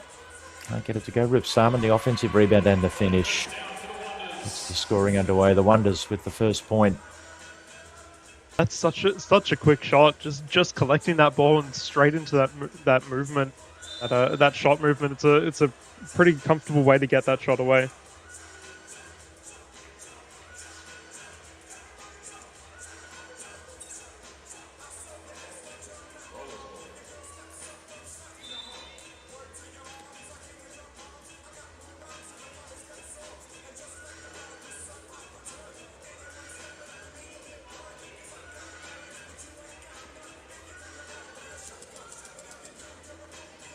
Kelton taking all the time of get that shot manufactured. Shot clock peels in the background, but officials happy that the possession is turned over. Salmon, Caldwell gets herself into an advantageous spot and finishes. That's what you want Harriet Caldwell to be doing. She's a high point player, but she's relatively young, still sits relatively short in her chair. She really does want to be that kind of post up player, sit inside the paint and get those high arcing shots up. That's kind of the benefit of the Victoria Wonders. Their setup at the moment allows her to do that and have other players be the ball handler and kind of facilitator around her. Early stages, our scoreboard just to catch up. It's the Victoria Wonders 2. Gold Coast Rollers need to score. Pilar moves around, which is a left-hander, doesn't go. Ball's turned over on the way out. Caldwell, lovely flip pass to Rip Salmon. Alley, the rebound.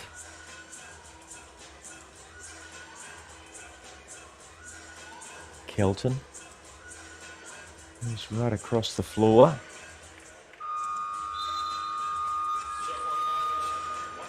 Shot clock goes off in the background. This was a little bit of the struggle that we saw for the Gold Coast Rollers in their previous game. Was not really being able to get the ball moving too much and kind of getting a little bit stagnant on their offense. I think that's a credit to the way the Victoria Wonders really play their defense. Is quite a quick defense, quite controlling of the ball and not really allowing those passing lanes.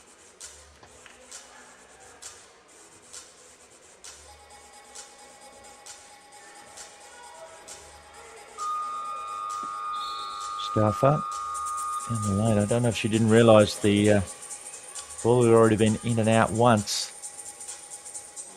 And 14 seconds expires. Stuttering start. both teams. Playing for third place, the bronze medal in this 3x3 competition. Wilmshurst flips it back to Scholl. Wilmshurst tried to get after the offensive rebound. It's the shot clock that intervenes again. It really is just a little bit of that ball movement on the offensive side, trying to get something to move quicker. It's really a credit to both the way that both teams play their defense is not allowing any chair movement and really looking to control the way that the game is played. It keeps the score low, but it also keeps the ball in control. Caldwell finishes inside off a nice pass from Pilar.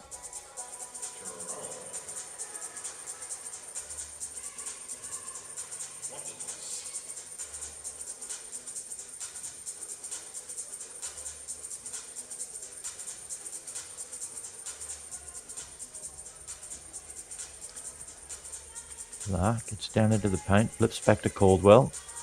Wilmshurst screened out. Caldwell releases the shot. Offensive rebound, Stauffer. Can't get it to go. Ali held up with the outlet pass. In fact, it's turned over. Great pressure there from Victoria. Stauffer looks inside, finds Caldwell. The pass just got through. That's what you want Harry Caldwell to be doing, sitting under the basket, getting that pass in, that kind of high pass to sit into the top of her hands and really get that easy shot. Caldwell, baseline, cut off. Finds Stauffer. That shot sits up there and falls in. First 5 points of the game to Victoria. We approach the midway point of this 10-minute contest. It's been a tough going scoring-wise for the Gold Coast Rollers in both their games. I think it's just a credit to that speed that the Victoria Wonders have. They have a little bit more of that kind of chair control. The Gold Coast Rollers just can't quite get the ball into an open space where they can then look to drive from it. They don't necessarily have that quick ball movement and that comfortable ball handler. Caldwell's long-range shot. Takes a look in. Pops out. Scholl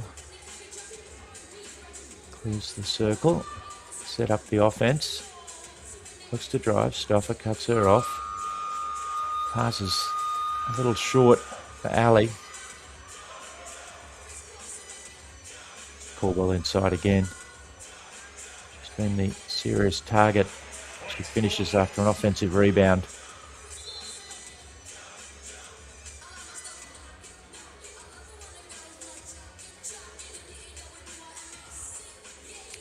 A warning on this occasion, just about clearing the charge circle.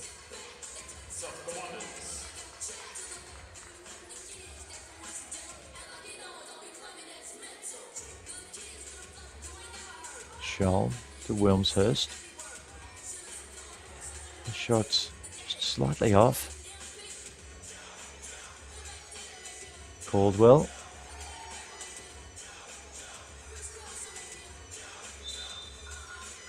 That one rolls harmlessly away.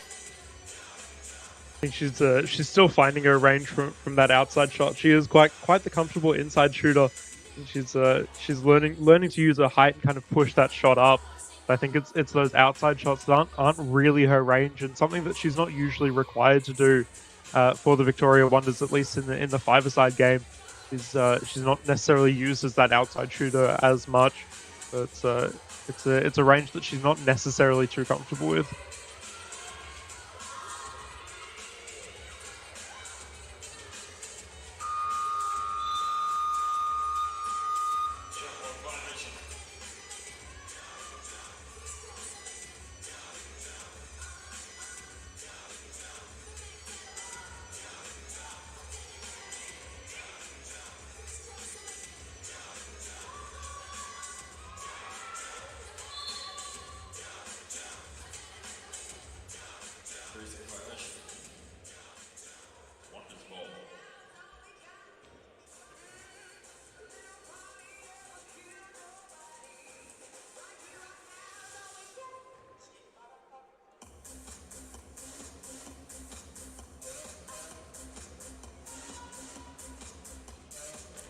Mustafa looks at the long two. Who should be there but Caldwell? Becoming a little bit of their kind of bread and butter is getting Harriet Caldwell into that pocket. Usually, it seems she prefers that left side potentially. She's able to cut underneath that basket and sit on that point pretty comfortably. As this time she reverts to favoured spot down on the block, scores again.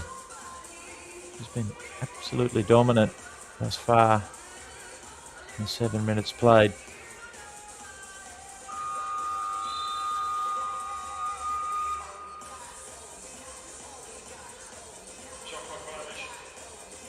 Caldwell will certainly have a role to play tomorrow's grand final. Saw her last night. Playing some crucial minutes. As you mentioned, Campbell plays a slightly different role in the star-studded Wonders 5-on-5 team.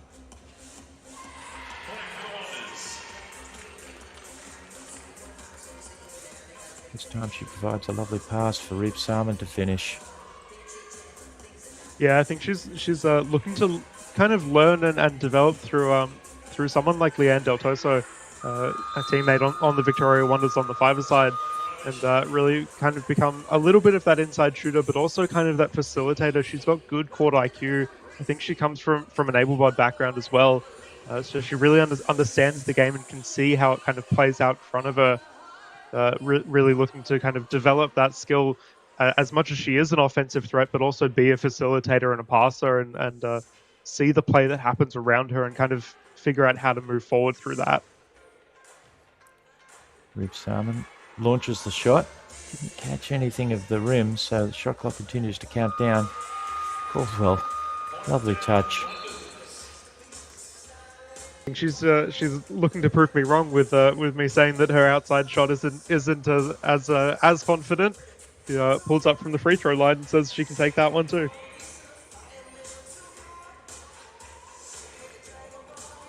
The Wonders comfortably in front here. This third place battle. Kelton drives baseline, a little bit of contact. Officials ruled it was all legal. Caldwell spins around.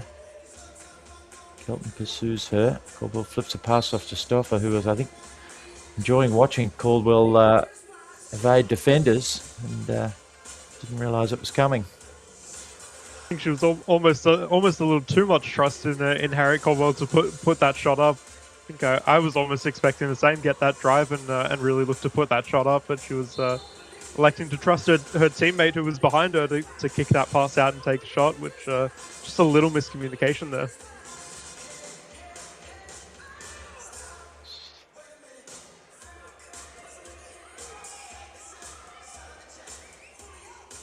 Madeline Kelton just out of her chair for a second.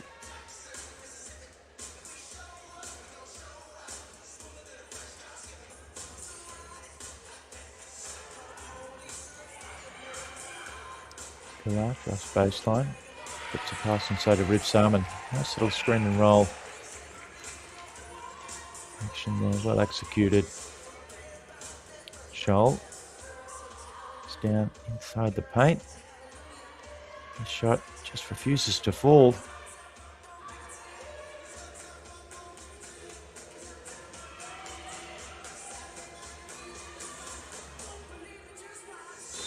Wonders inside to Reeve Salmon. Won't go.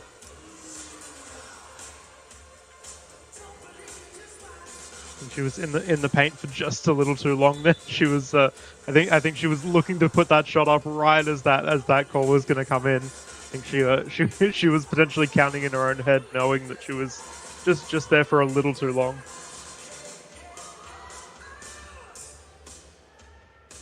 Kelton shot is short. She scrambles after it, tries to save it, flip it back in, can't do so.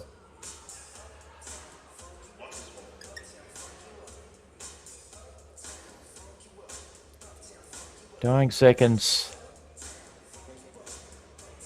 This third place or bronze medal contest, women's 3x3, Wheelchair National Basketball League, coming to you from the State Basketball Centre in Melbourne.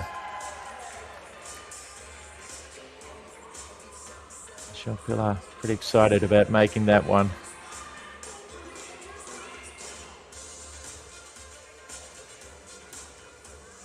Shot short. Ali the rebound. And she's unable to get the shot up.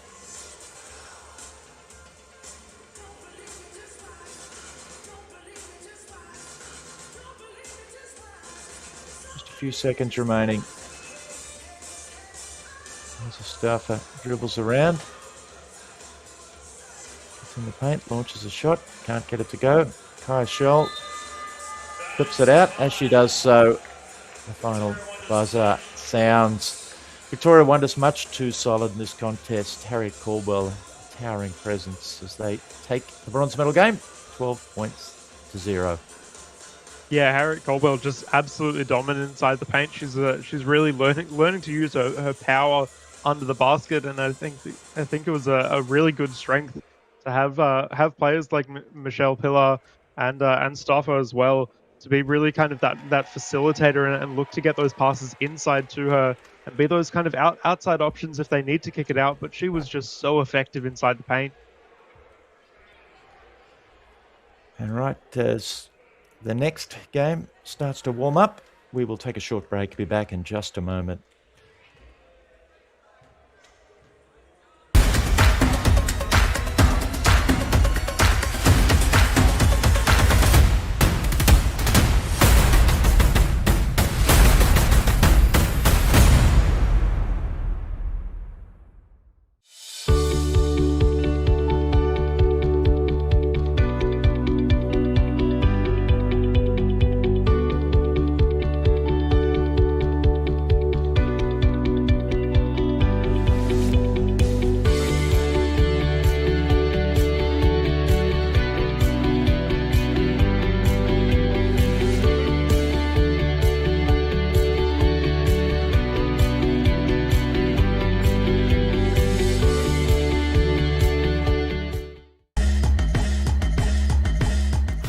I'm Georgia, and welcome to William Buck, a firm that is reimagining the way advisors work. Come with me and take a peek behind closed doors. Exceptional advice comes from passionate people who feel empowered to shape outcomes. Our teams include audit and assurance, business advisory, corporate finance, restructuring and insolvency, superannuation, tax, and wealth advisory. These teams work together to create a tangible impact for our clients.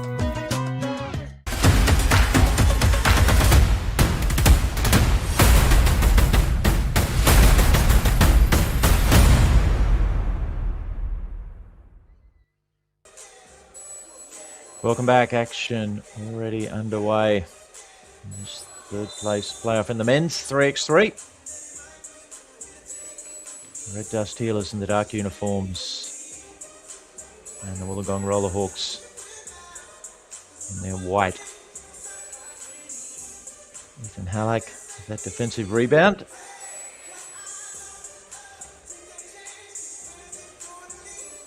His shot short.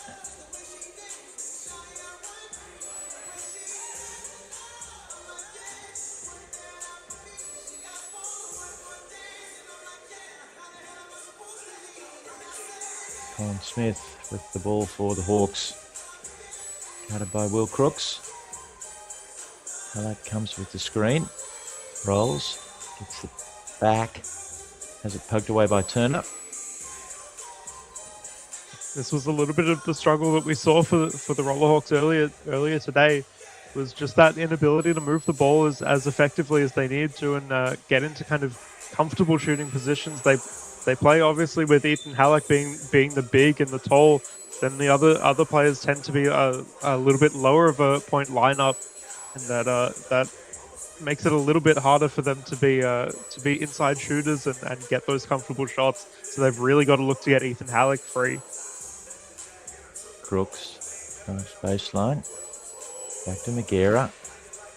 Smith with the desperate defensive hand. Crooks gets a shot away. Hayes the rebound. Spills to Halleck, pops it out to Smith. Little head fake, gets himself in the middle of the paint. Gets a nice little shimmy and pass fake. Scoops the layup home. think he fully faked out Will Crooks. He was looking to potentially look to push in on that defensive control, and opted to kind of pull back, expecting that pass to come through, and it gave him an open layup there. Will Crooks replies by getting himself into the paint and drawing some contact. Not a shooting foul, but he will launch the two. Gets that to go. Seen a little bit of that already. Most notably Jordan Moritz. As soon as the ball's checked in, just launch the two. Crooks wheeling around, Turner with some sort of screen. Crooks lets it go. Magera, offensive rebound, pops inside to Turner. He finishes. That's a nice little pass, opting to just not even look to get chair control from Oscar Magera, but just knowing that all he's got to do is dump that pass inside, and then he can move. Just that quick little play. Officials just explaining something about what the players have to do to allow the ball to come out. Shots off, Turner pulls that potential pass back. You can see that was going to be picked off. Magera can't reel it in on the first attempt, does on the second. Drives at Smith. Back to Turner, he likes the look of that too. It was flat, but did everything but fall in. I think that was one of the flattest shots that I've seen go that full distance with essentially not dropping at all. It was just straight, almost dropped straight in right on that arc. Ethan Halleck the foul.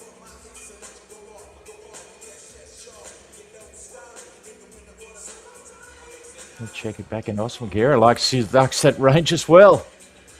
Check it in and release. The two's good for Magera. Steelers sparkling early. Crooks draws some contact from Halleck again.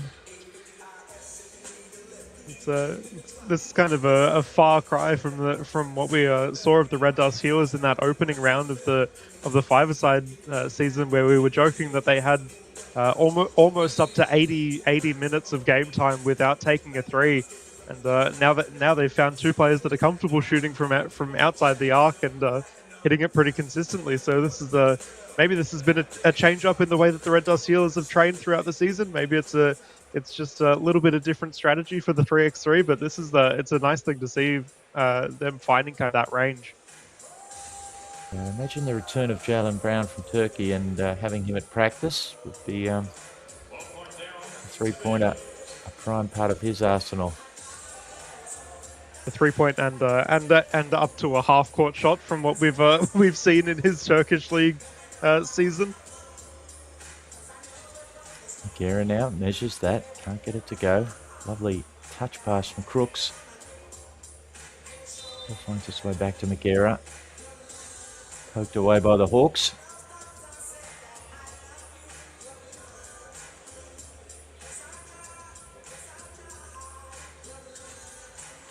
Crooks says, I can do that as well. He's a little long. Magera sails in for the rebound and the putback. Nice little reverse there. Smith. Magera picks him up on the switch. Halleck. Turner pokes at it. Crooks comes now. Halleck releases the free throw line shot. It's sweet. It wasn't squared up, but it made no difference. Ball inside, Magera keeps it away. Almost the Statue of Liberty play there. Ball in one hand away from the defenders. Smith now for two. That's off. Magera pokes a pass inside to Turner. His shot short. Halleck the rebound. Frantic action as you'd expect. Turner takes that away from Halleck. Clears the line. Pops it to where he thought Crooks was, but Crooks was repositioning. That's one of those quick little mistakes that from Ethan Halleck that we often talk about in when we're coaching players is don't dribble in front of you and don't dribble on the side that a defensive player is on, and that just that quick little tap away and good hands from Phil Turner, not just to tap it away but actually take control of that ball, and that's just one of those kind of lapses in judgment that the Rollerhawks can't really afford here. Colin Smith is fouled on his way to the basket. He'll get the one free throw. Tim Rushby-Smith onto the floor for the Hawks in 7. Crooks drives middle. Halak, nice little bounce pass to Turner. He tries to find a shooting angle. Can't get it to go. Halak, the rebound to Smith. He tries to shake Magera. Rushby-Smith comes with the screen. Ball back to Halak. Shot clock pressure. He's going to have to create something. He does.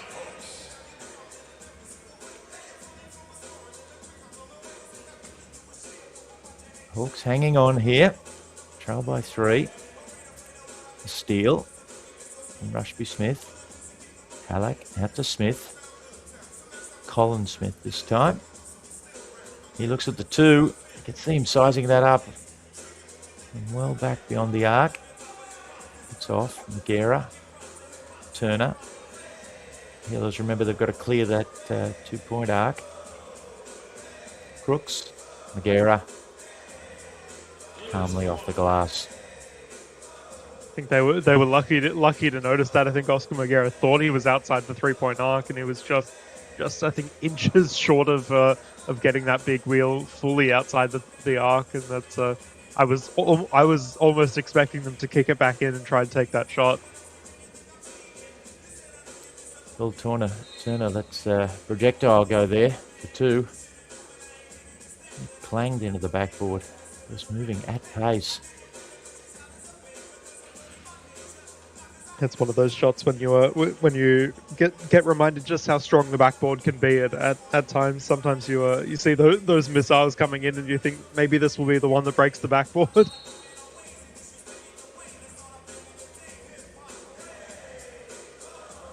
Ball stay with the Hawks. They're going to have to speed things up here a little. They trail by 4. Bronze medal contest, the men's 3x3 National Wheelchair Basketball League finals from the State Basketball Centre in Melbourne. Crooks' pass is deflected. Nobody seems to want to take the ball. Crooks will now roll out and do so.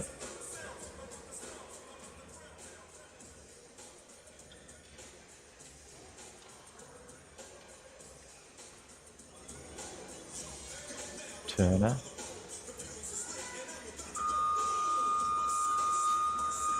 Can't get that to go. Halak, the rebound. Smith. Short with that. Magera. Turner. Magera. Time running down. Just a little spin on the spot. Squares up. Can't get it to go. Colin Smith, the rebound, flips it out to Halak. Tries to thread the needle through to Smith, can't get it through. I think those are the kind of decisions that you get in 3x3 when the clock starts ticking down. Get to those kind of passes that really aren't the passes you want to be making, and they're just a little bit off, a little bit messy, and not kind of supporting the way that you want to pull back this deficit.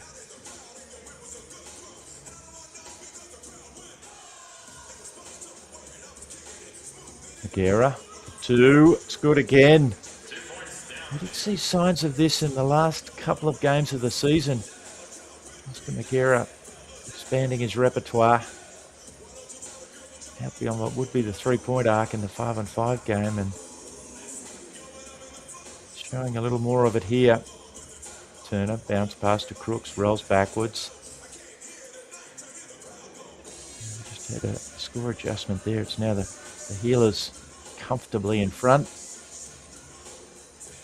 We had a point on the wrong team before. Turner tries his luck from 2. And watching Magera. Can't get that to go, but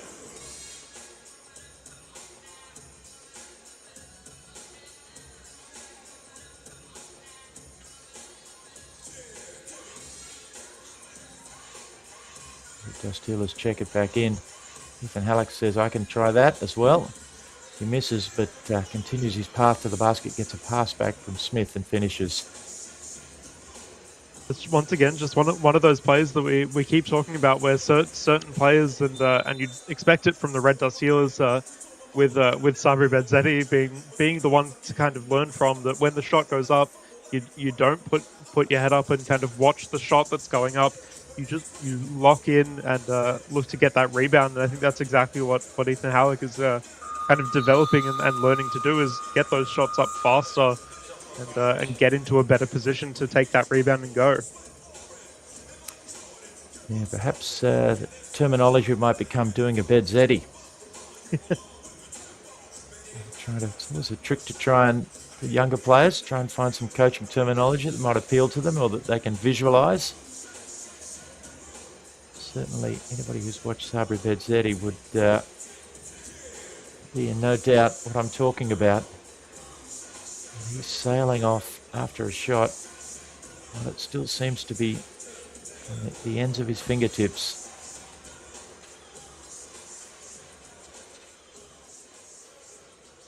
Rushby Smith now gets a shooting opportunity and goes glass.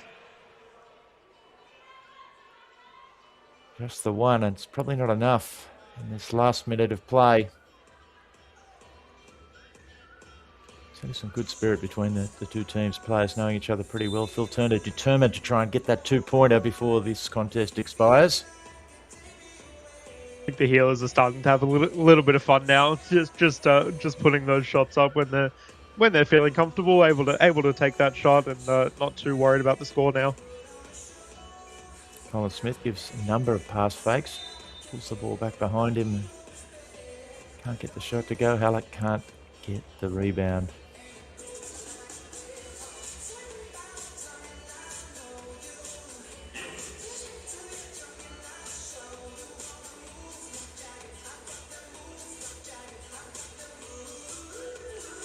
Crooks launches, probably at least some compensation for the Red Dust Healers, who were so cruelly put out in their semi-final. Jordan Moritz went glass with 1 second left. 1 or 2. Smith takes that. Magera. Crooks. Back to Magera. He looks at another 3. That's off. Clock ticks down under 10 seconds. Rushby Smith short. Gets after his own offensive rebound. Can't get it. Magera, Crooks. That won't trouble the scorers. The buzzer goes up in the background. And it's the Red Dust Healers who take third place in the 3x3 competition for 2026 at this finals weekend. Much too good, 14-4 over the Wollongong Rollerhawks. Yeah, the Red Dust Healers just being a little too comfortable there. I think using the height and the strength of Oscar Magera and being that threat kind of inside the paint, and then allowing the other two players to be those kind of outside options, and they really found that range from beyond the arc as well. That's kind of a little talent that they've kind of pulled out of nowhere. Haven't seen that too much out of the Red Dust Healers throughout their season. So it's a nice thing to be able to see that come alive. Yeah, as the women start to roll onto the floor for the gold medal game in the women's 3x3. We will take a short break and be back with that contest in just a minute.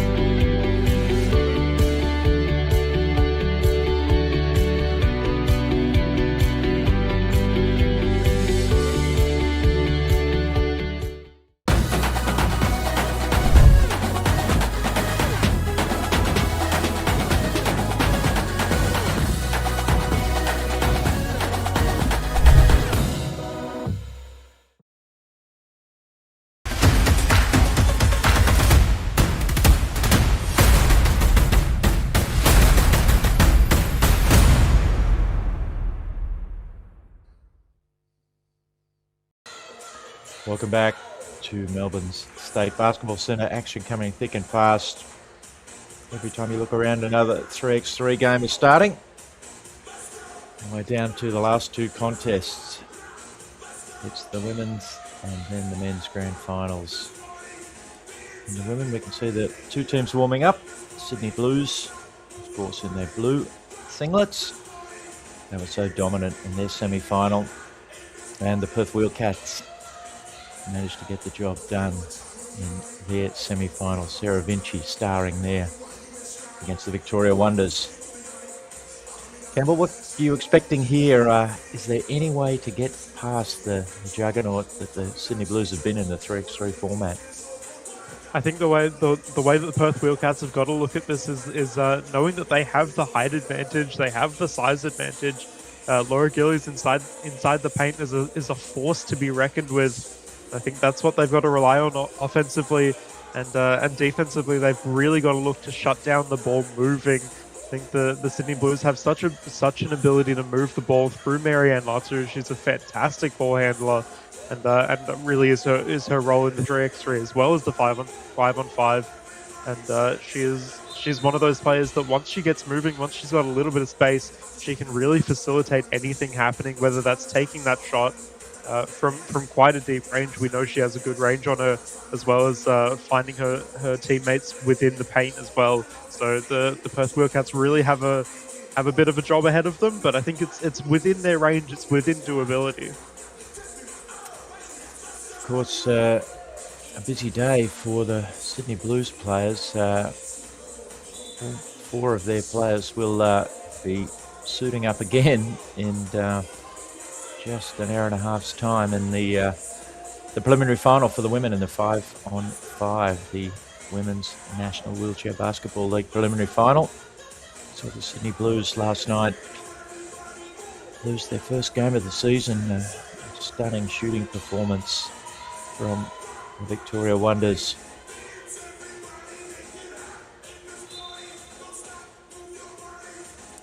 Anyway, play about to get underway in this grand final. Sarah Vinci with the first possession for the Wheelcats.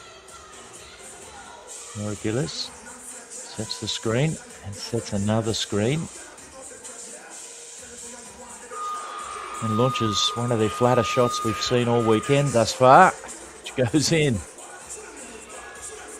It's one of those shots that you almost want to fault the style of shot, but if it goes in, I have nothing to say. I have nothing to call away from that. I think in fairness to Laura, the shot clock was expiring and she was aware of that, and necessity dictated that something had to go up. Meanwhile, Marianne Latu was fouled attempting a shot. Was gifted one free throw. She couldn't make that.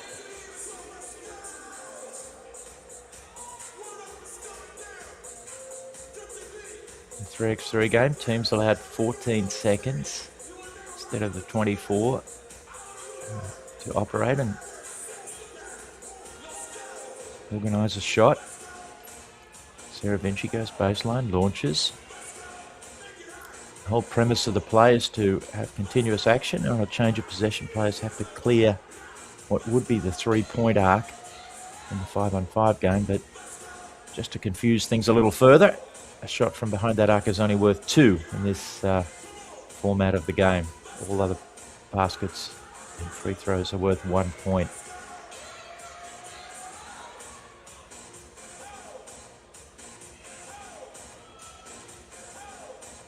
Cronje finds Marianne Latu rolling backwards. Tough shot at the best of times, but with all your momentum sailing back, it's almost impossible. Unless you're Bill Latham or somebody who's very well versed in that art. Yeah, the Sydney Blues haven't really found a way to get Marianne Latu to be kind of that ball handler and really control the ball from outside the arc. It's a position she likes to kind of run around that 3-point line and really play around there. But the Perth Wheelcats really forcing the ball into other hands and doing well to kind of keep it away from her, knowing the hot hand that Marianne Latu's had this morning. Blues with the ball. Trail early on, Latu inside.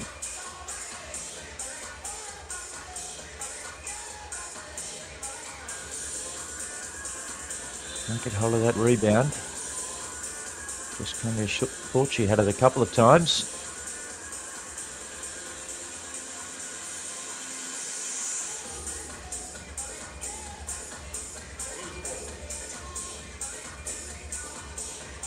Ball's checked into Simpson. Hand off to Latu. She weaves away into the paint. Finds Victoria Simpson, who scores. Again, we've got the reminder to players that you can't stop that outlet pass from within the charge circle area. I think that's one of those rules that it's the easiest one to forget. Coming from the five-a-side game and playing in the 3x3, is just those little things, clearing the ball, the fluidity of play is not something that you're too used to. We're locked up at just a single point. Over 2 minutes have passed by of this 10-minute contest. Another break in play. You don't tend to get too many of those in the 3x3 game, but officials just explaining some rules. Shots long, Cronje, offensive rebound and the putback. I think that one was a very friendly reset for Victoria Simpson. I think she went to check the ball when she didn't need to, and the referee just saying she didn't need to. She was purposely trying to check it, and fair enough that it comes back to her. Sarah Vinci's shot as the buzzer was expiring is short.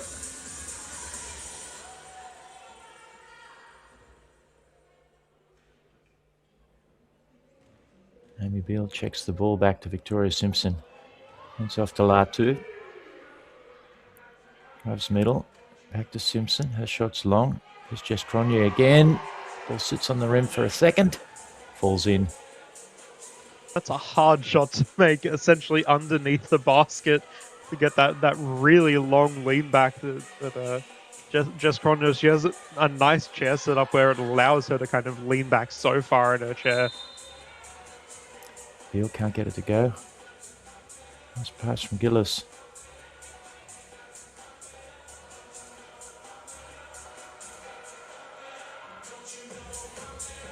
Simpson for the Sydney Blues. Side to Latu, back to Simpson. Continues her movement and scores.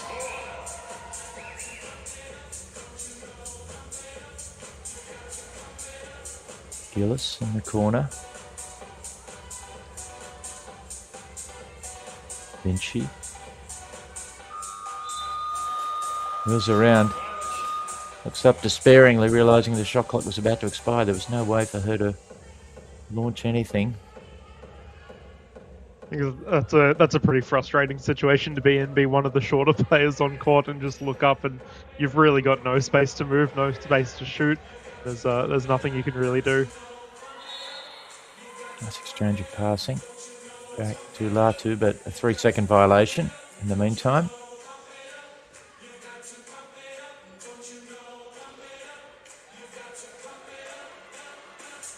Vinci wheels around.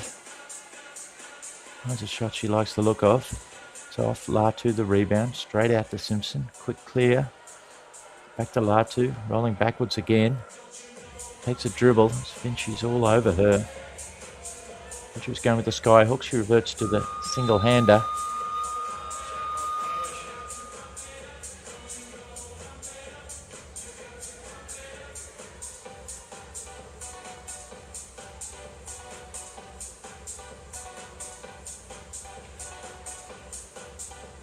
Just a little over 4 minutes played. This grand final contest, 3x3.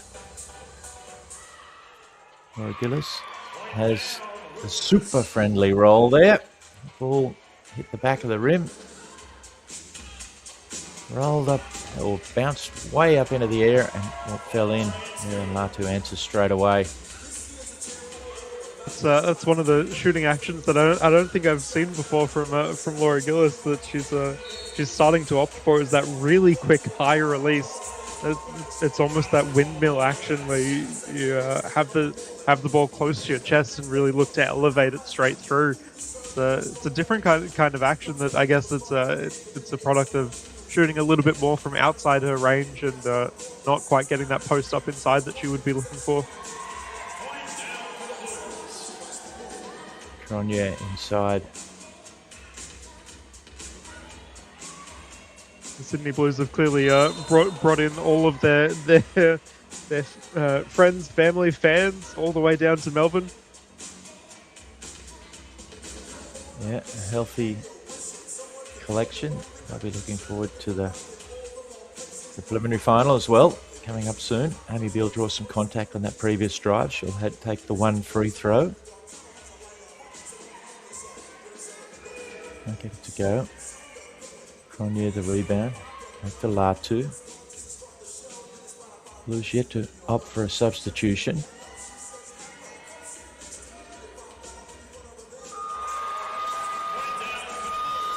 Cronje leaning backwards, gets that to go.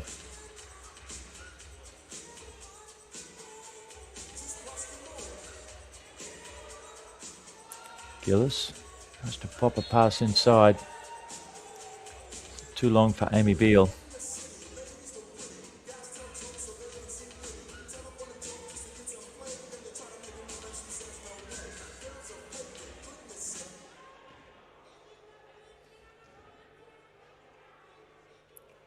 Beale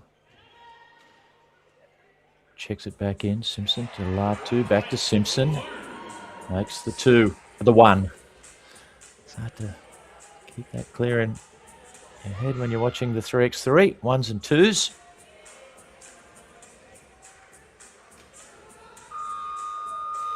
Vinci kicks it off to Gillis, who has to launch one as the shot clock was expiring. Laura Gillis has been put in that position a few times now, where she's just forced to put up that kind of long range shot. She's absolutely got the range to do it, but it's a credit to the way that the Blues are playing their defense, is really not allowing too much movement and really forcing the Wheelcats into pretty uncomfortable shots.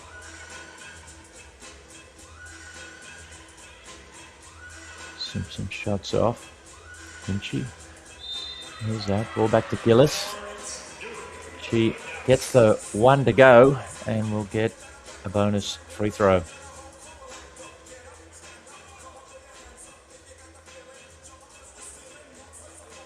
Score updates there. It's the Blues by 5. Chance for the Wheelcats to cut it to 4.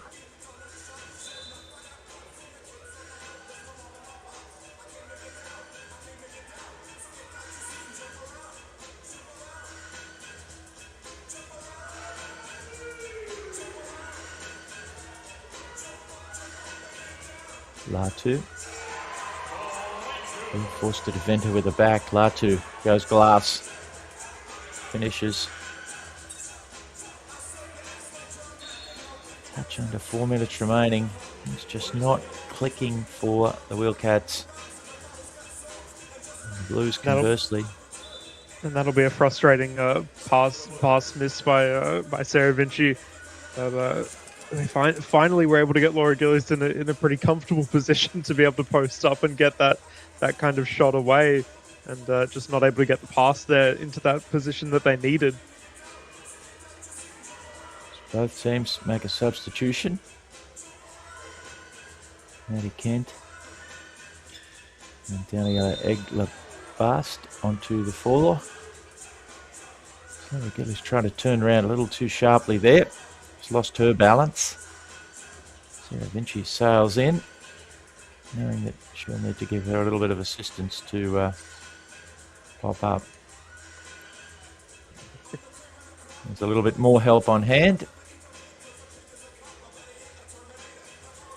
I think this is the struggle with the 3x3. You don't have as many teammates in different lineups. I think usually Laura Gillis would use a higher point player to be behind her to pull her back in, and that's what what her coach there was being utilized for, is just a little bit of that strength to be the pull down from the back. And she can't finish inside. Simpson with the ball now for the Blues. Cross baseline goes glass, finishes. In a stellar shooting performance from the Sydney Blues.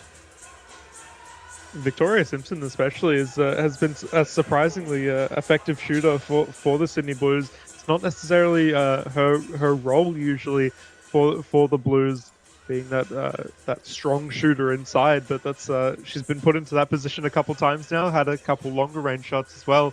She's been so effective from that range. I think the warnings had run out. We've got a technical foul. That infringement inside. The foul shot's missed, but Sarah Vinci, despite her relatively diminutive size, got in there amongst the traffic to get the rebound and draw some contact.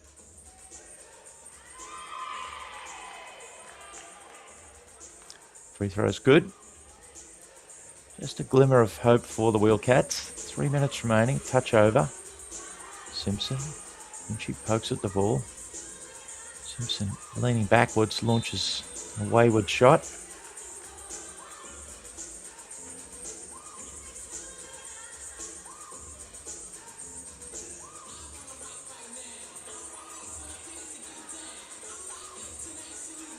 Vinci wheels around. It's in the middle. Over to Gillis. Latu the rebound. To Simpson. Switches hands off to Latu. Those shots in and out. That's usually a range she's pretty happy to take that shot from. I think she was relatively free. Just not able to find the range necessarily. Sarah Vinci with another piece of penetration and finishing. Cuts the margin to 3.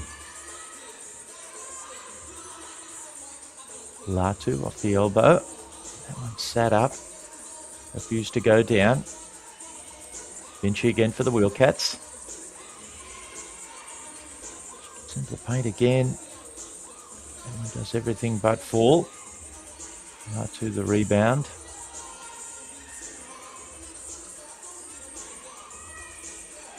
Simpson just scoops up the loose ball and finishes. She's had that shot so many times where it just sits on the top of the rim and just kind of glides in.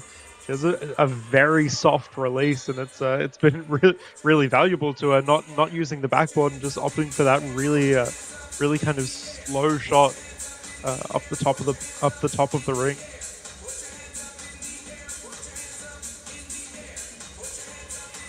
Got the substitutions. Under 2 minutes remaining. Grand final. Women's 3x3 National Wheelchair Basketball League. Part of the festival of games and activities here in Melbourne this weekend. Simpson.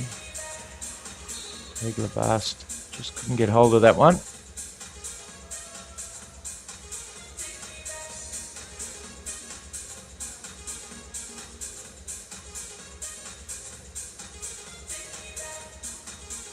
Beal.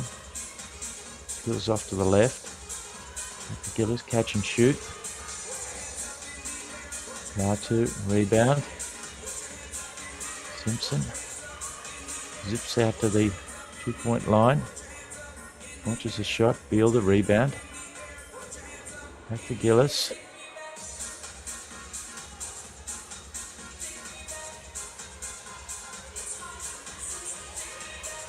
Kent comes with the screen. Gillis goes with a very novel sidearm launch, but the shot clock was expiring, to be fair to her.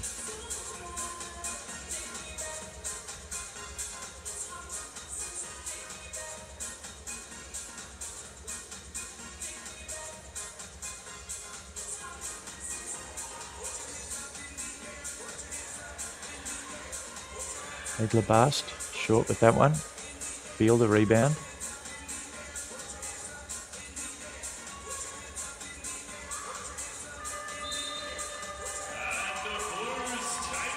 And that'll do us. Clock a little out of sync, but no matter. The Sydney Blues just their shooting a little superior there, Campbell, and they take the gold medal in the 3x3 at the National Wheelchair Basketball League finals. Yeah, the Sydney Blues just finding so many ways to get to the ring. I think Victoria Simpson being a little bit of an unsung hero there, finding her shooting range and really being an effective shooter. I think the Perth Wildcats were a little too worried about Marianne Latu being the high scorer that she was in the previous games, and Victoria Simpson just finding her way every time. Right, and one more contest remaining in the 3x3 version of things as we look at the Victoria's team discussing what just happened. It'll be the Manly Wheel Eagles that we'll see shortly, and we'll be back with that game in just a moment.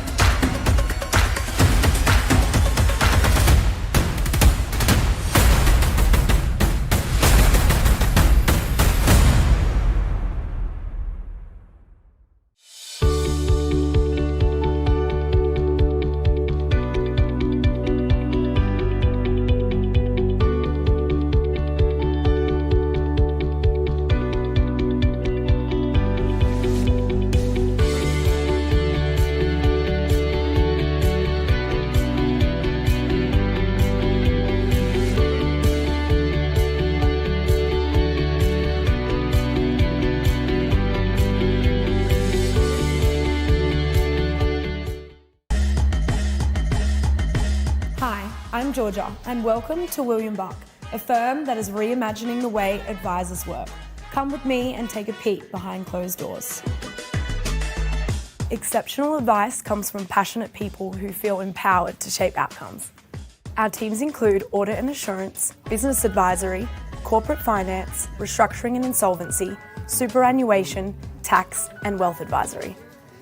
These teams work together to create a tangible impact for our clients.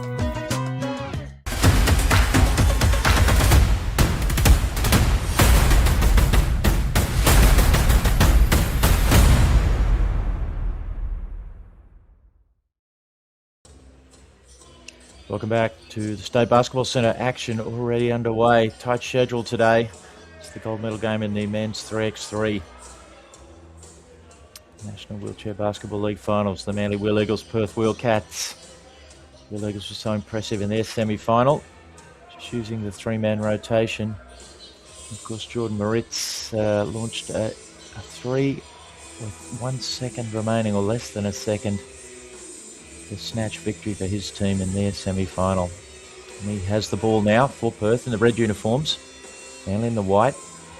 Rolls backwards and hits the longest of 1 point shots. That mechanic and release would delight any coach.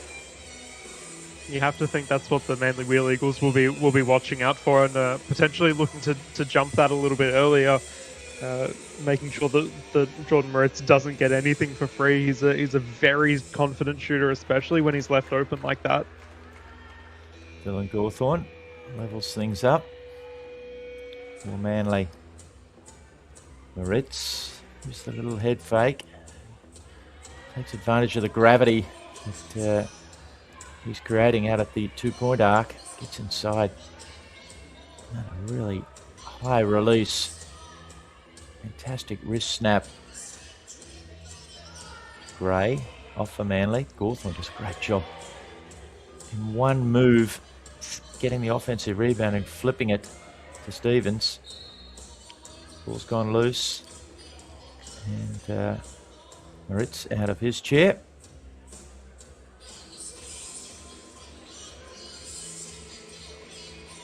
Gets a hand from Joel Swaddling to pop up.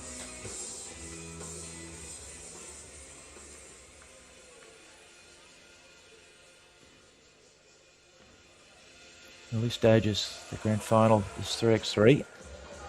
Wildcats just by the single point. Swaddling can't reel that in. Stevens with the ball for Manly. Looks inside, Gawthorne. Just a little out of his reach. Moritz tries to pass inside. Gawthorne steals it.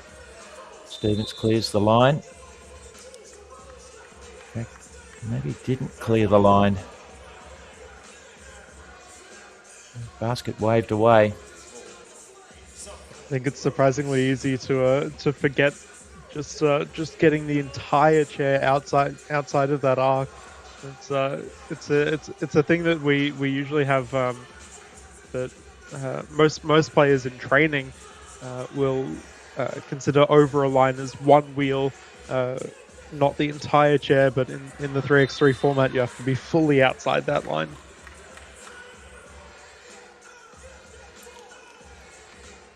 Gray can't reel in that pass from Manly.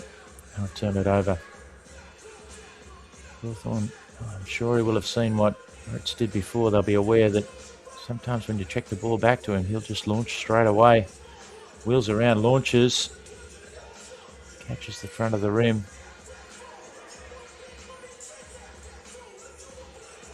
Stevens, back to his left hand. Scores. He's become such a confident shooter throughout this 3x3. He's become kind of the one that the Manly Wheel Eagles are relying on. Jackson Gray is a really fantastic ball mover and cutter, but Rafferty Stevens has just become the shooter every time from pretty much any range that you put him in. Flips a pass now to Gray. It's that to go. Ritz tries to clear via the baseline's cut off. Flips it over Hongstree. Herring after it. Cut off by Gray. Not much doing offensively here. The Wheelcats never really got to even sight the rim. I think the unfortunate thing for the Wheelcats is that they want to allow Jordan Moritz to get into a position to be able to shoot. But I think he really is the one that you want ball handling as well. That's an unfortunate thing when they kick him out to a position where he's not able to do that. Mr. Stevens throws his head back there. I'm tempted to remind him that he's just 14 years of age, but I'm sure he's in the moment and blissfully unaware of that. Porridge with the ball for Perth. Moritz moves back, hands everywhere, trying to affect that shot. He still makes it. Stevens goes glass. Here's after his rebound. Moritz just wheeling and dealing there, just backing into players. Rolls into a three. It's long. You can tell just by the way Rafferty Stevens really pushes through that chase down and really looks to get to the ball. As you say, he is quite young, but he takes it real hard, really gets involved, really plays through the game. I think it's a really exciting thing to see what he could become in the next couple of years. As he's already got that work ethic. He's committed to being that strong inside shooter and chasing down those boards. Dylan Gawthorne works his way to the free throw line for the one shot. Potential 1 point, can't get it to go. Moritz happy to let that roll out of bounds. It's a tight contest here, obviously. Scores tied at 3, halfway through the 10 allotted minutes. Stevens wheels in and out. Courage does a good job to stay with him. Almost reached in there. Stevens peels back, shoots. Rebound somehow finds its way back to him. His bank shot's a little strong. Courage looking for Moritz. Pass just wasn't quite strong enough. I think there was a little bit of confusion under the basket there of who it may have come off. I think Jordan Moritz was hoping that it had come off one of the Manly Wheel Eagles' wheels, but I think the call will be the other way. Gawthorne just sails uncontested to the hoop. Put his team ahead. Moritz When you see him start to wheel and deal there, you know he's going to curl back into a shot.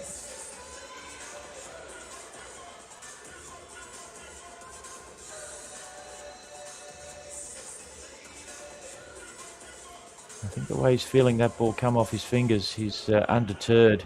If a couple don't go down in the paint, a couple of shot fakes.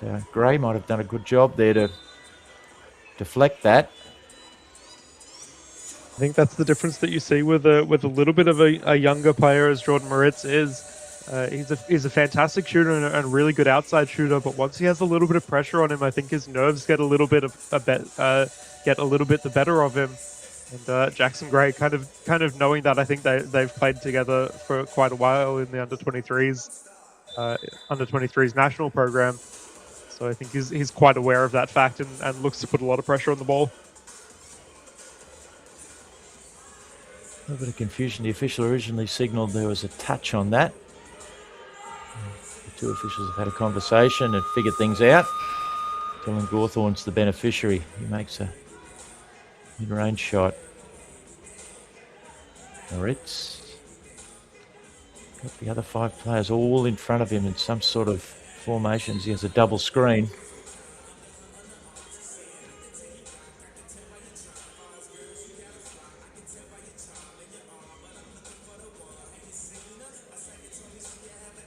Officials just having another conference.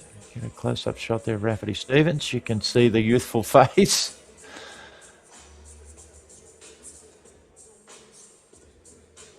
And normally the 3x3 game just rolls along and it's over before you know it. But we've had a couple of technical delays here.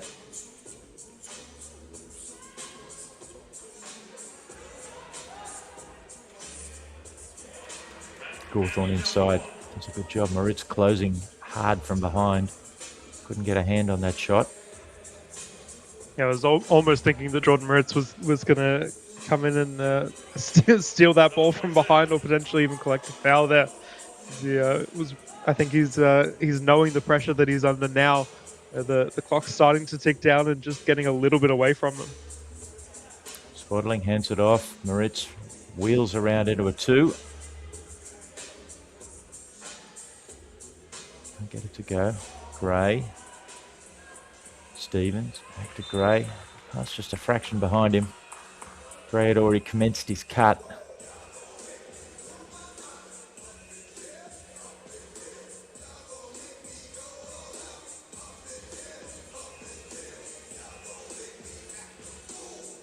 Moritz. Expecting those to go down. Gawthorne can't get hold of the rebound.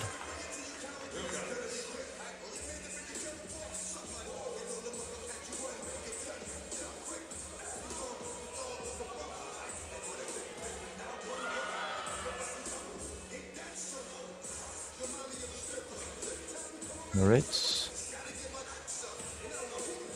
A long 1-point shot. It's off. Gray. Stevens. Flips to Gawthorne. Goes inside. Gray. Offensive rebound. Poked away from behind by Moritz, but falls to Gawthorne, who finishes. Dylan Gawthorne's been an actually really valuable scorer for the Manly Wheel Eagles. He's not often the one that's kicked to score, but I think the Perth Wheelcats have really been focusing on dealing with Rafferty Stevens and Jackson Gray, and Gawthorne's just kind of gone unsung under the basket. He's found a few pretty easy shots where he's been left unguarded. Moritz now looks to create space for a 3 or 2. Just a shooting touch, just deserting him these last few minutes.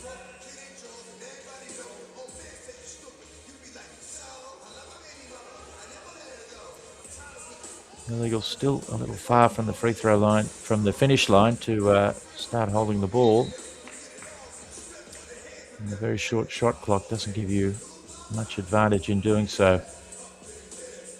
I think that's actually one of the great things about the 3x3 being on that short clock, is that you don't have the ability to hold the ball. You have to keep playing play fast and play pretty fluid. I think that's it's a really good thing, especially for a lot of the younger and newer players, to kind of learn that speed and that agility rather than just learning to hold onto the ball and not let anything play. Gray scores inside off a nice pass from Stevens. Now they can see the finish line at the moment. Moritz from almost on the bench. Launches, that's off. Got a timeout. Just a touch under a minute remaining. The Wildcats will be scheming some sort of accelerated pressure, I'd imagine. And for the Manly team, it's a matter of just staying calm. Yeah, I think the Manly Wheel Eagles know all they really need to do is get someone inside, get one or two easy kind of baskets on in that keyway, and then just look to pressure the Perth Wildcats. I think Jordan Moritz is his shooting is a struggle when he does have that kind of elevated pressure on him, and we've seen that come alive in this game so far. The Manly Wheel Eagles have really picked up on him and really made sure that he doesn't get anything open or free. And I think that's how the Wheel Eagles have looked to play the entire game. Anyway, Wheel Eagles with the ball. Inside the last minute, Dylan Gawthorne drives baseline. Puts it back, Stevens to Gray. Longstreet does a great job to make that shot extraordinarily difficult. Simon Courage, the only player on the subs bench, frantically waving his arms and reminding his team of something.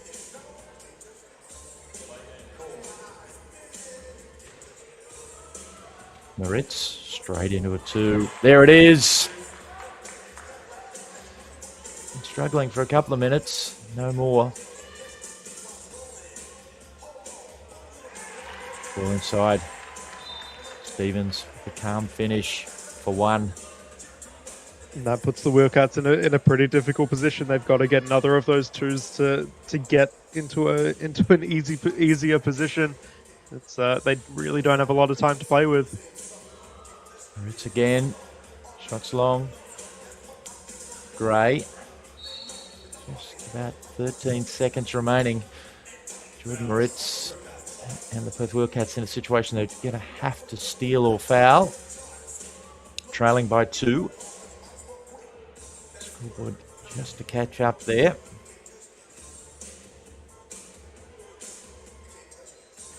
Stevens, hands off. Moritz, another foul. Looking to push them towards the bonus.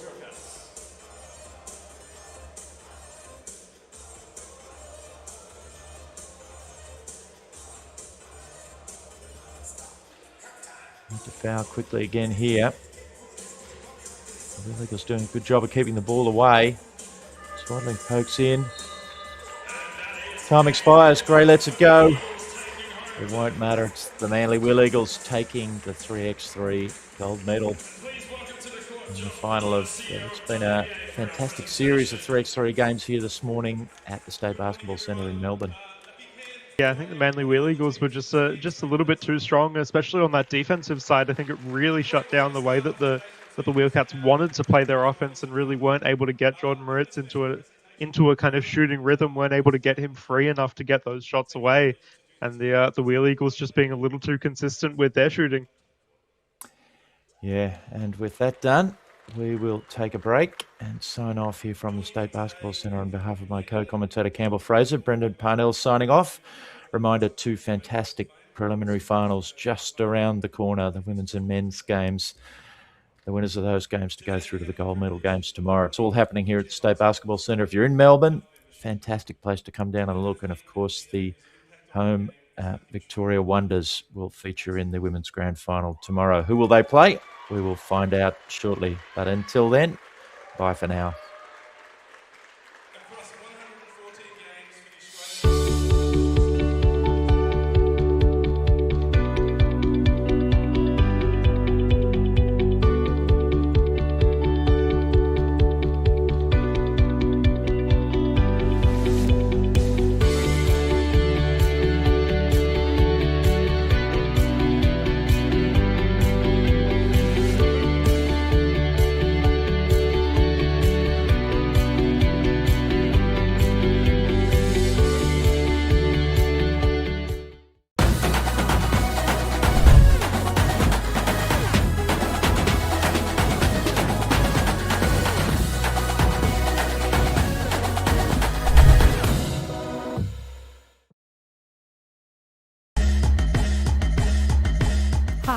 I'm Georgia, and welcome to William Buck, a firm that is reimagining the way advisors work. Come with me and take a peek behind closed doors. Exceptional advice comes from passionate people who feel empowered to shape outcomes. Our teams include audit and assurance, business advisory, corporate finance, restructuring and insolvency, superannuation, tax, and wealth advisory. These teams work together to create a tangible impact for our clients.